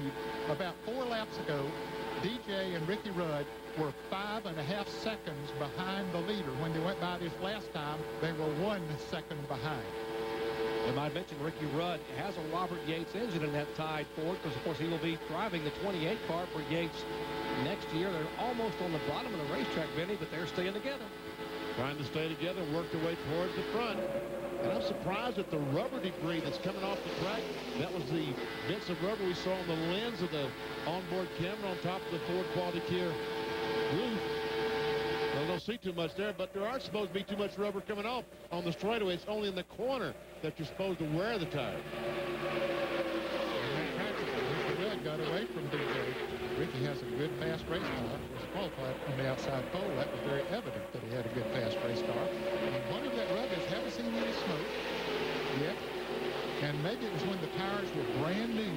And sometimes you go into a corner and while they're sticking real good, the body will lean over just a little bit and you get a little bit of a rub. And then after they run a couple of laps and they don't stick quite as good, then and the air pressure builds up, well, then that takes that away. You don't get as much flex in the sidewall. Maybe that's why it starts rubbing. Very good point, Ned. Jeff Gordon showing the way. Now Skinner in second spot. Joe Nemechek is third. Kenny Irwin. Earnhardt falls back in the fifth spot. Michael Waltrip.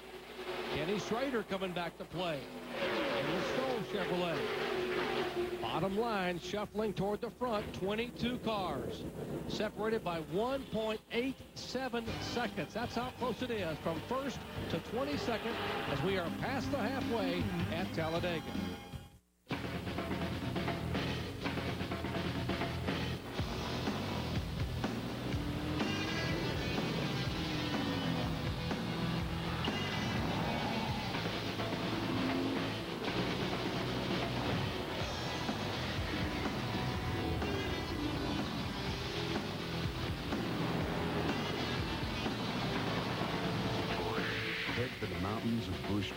Proud sponsor of the NASCAR Busch Series.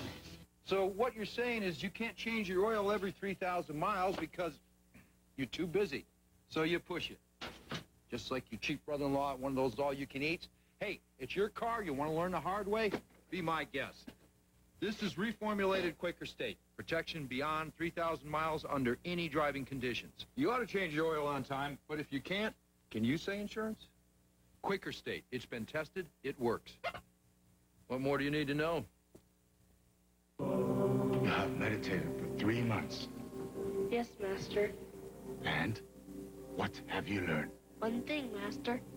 Yes? Nobody in the world sells more real estate than Remax. Remax Associates average more experience and more sales than other real estate agents. So why in the world would you ever call anyone else? You have done well, my son. Thank you, Master. Remax helped us find this place, you know. Cool. Oh, yeah, those first ice boats had a lot of speed, but not a whole lot of control.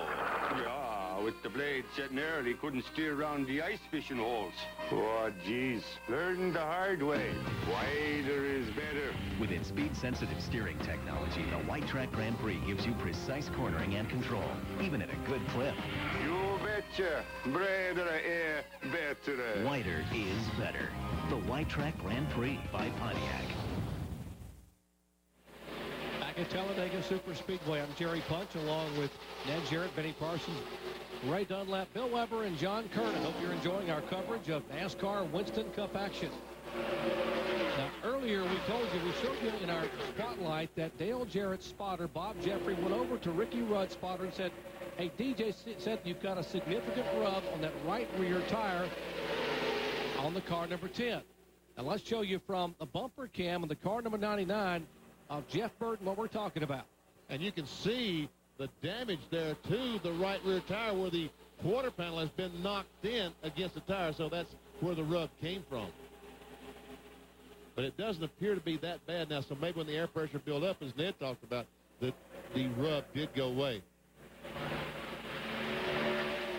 Oh, what a tough break. The 25 car of Wally Dallenbach, Bill Weber, was having a great run today. What's wrong? After being fastest in happy hour, Jerry was having a good run, but they've had fluid leaking. We'll crank it up, see where it's coming from. They're going to put fluid in and crank it up, but there was leaking fluid. They saw smoke coming out on the racetrack. Wally said he couldn't hold the car anymore, so he brought it behind the wall. They're looking, obviously, in the engine compartment. There is a fluid leak, and they're desperately searching for that now. That's Tony Furr, the crew chief there to the left front of your screen. That's him you heard on the radio talking to Wally Dallenbach.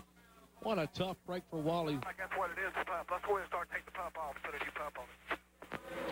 Our Budweiser race recap shows you that Jeff Gordon is our leader, has led 62 of 102 laps thus far. There have been 18 lead changes, 2 caution flags for a total of 12 laps. That's why the average speed down under 160 miles per hour. Our lap leaders, Jeff Gordon, Sterling Marlin, Terry Labonte, and Wally Dallenbach, along with Mike Skinner, Bobby Labonte, Rusty Wallace, Brett Bodine, and Ken Schrader. Add Jeffrey Bodine, Michael Waltrip, Joe Nemechek, and Tony Stewart to that list. Now, off the track, you saw Wally Dallenbach's car being worked on. Chad Little is going back in the garage area with a transmission problem after that last pit stop. Rich Bickle is back there as well, and Jerry Nadeau's car involved in an incident. They're working on the front end of that machine. Out of the race, Johnny Benson and Andy Hillenberg.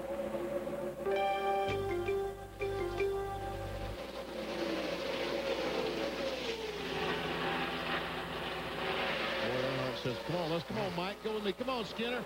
And they just get hooked up and go right by the 28 car, Kenny Irwin. Bobby Labonte wants to come right with them. The Interstate Bad Race Pontiac sort of leaves Kenny Irwin hanging down there by himself. He does have a car right in front of him, but that's Dave Marcus, and Dave is several laps down. He couldn't move down. You see how low he is on the racetrack on the right side of your screen. And our Taste of the Race telemetry brought to you by Jimmy Dean shows you Mike Skinner's miles per hour coming up as he's in the draft. Now, as he gets side by side with Earnhardt, we see the speed going down. We saw him up to 198 miles per hour. When Earnhardt pulled alongside, we saw it go all the way down to 187 miles per hour.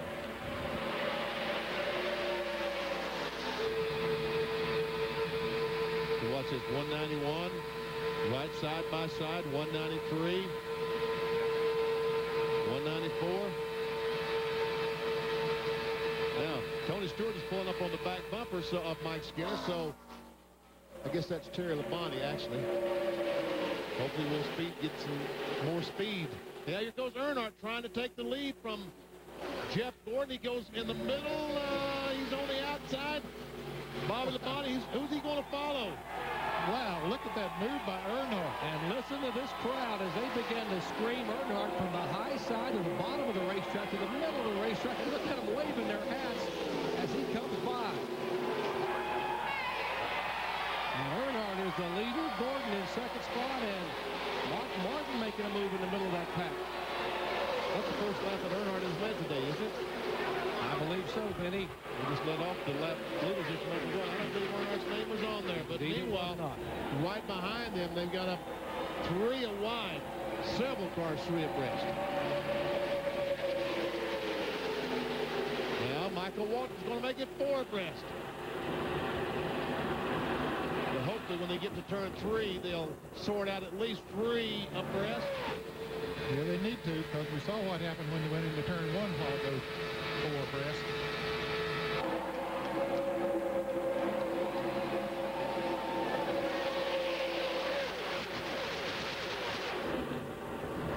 That's why they call it White Knuckle Weekend here at Talladega.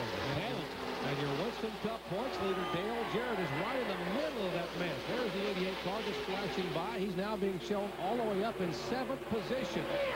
That's his highest position of the day.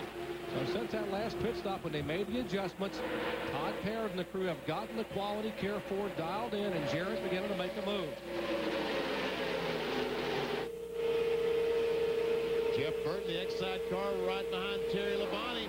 Meanwhile, here goes Jeff Ford back by Earnhardt. He has Bobby Labonte coming with him. Joe Nemechek on the outside. Michael Waltrip are all trying to team up and put Earnhardt to the back.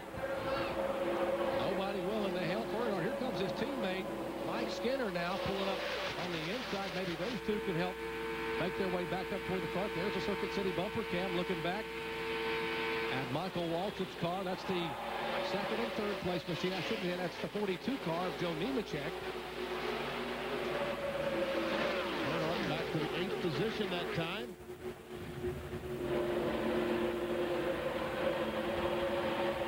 Trying to come back on the inside. Looks like right now the high side, high line is the best place to be. But he can't get there. Boy, so many cars, Benny, so equal, so close together.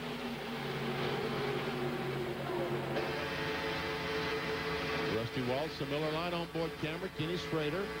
Right behind them on the inside of him is Dale Earnhardt as Mike Skinner tries to come up and help Earnhardt.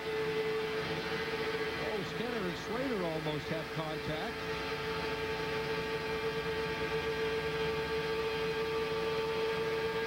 You don't hear those engine noises change very much because they keep that right foot planted on the floorboard. Drivers complain about having cramp in their right leg. They just keep it straight the whole time they're here. The whole pit stop. The whole time. If they decide they need to slow the car down, they just reach over and use the brake. Never backing off the throttle. There you see down the bottom where it says brake. If you were using any brake, the red arrow would go across. Wide open as you go down in the corner. Now, the cars behind him sometimes might have to reach up and just tap it with their left foot.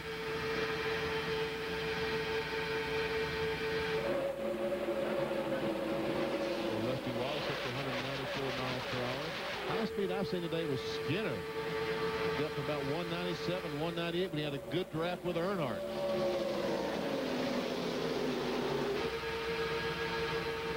Well, we see 198, Rusty Wallace. That's the same car. Sorry, Benny, go ahead. The 28 to 33 car, Kenny Schrader decided he was going to try to go inside of Rusty Wallace. Then he decided against him when he backed off the throttle because he had to squeeze him out. Rusty, you saw him immediately lose 2 spots as DJ goes into 3rd. High side's clear.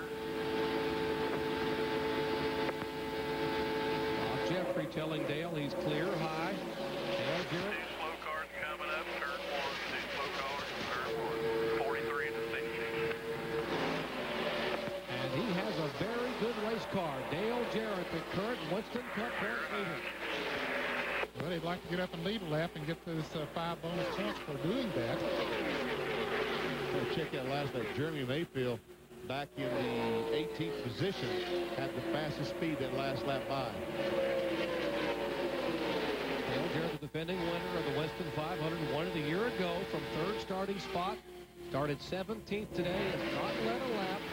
They go by the 43. Both sides clear. Clear high. Good job.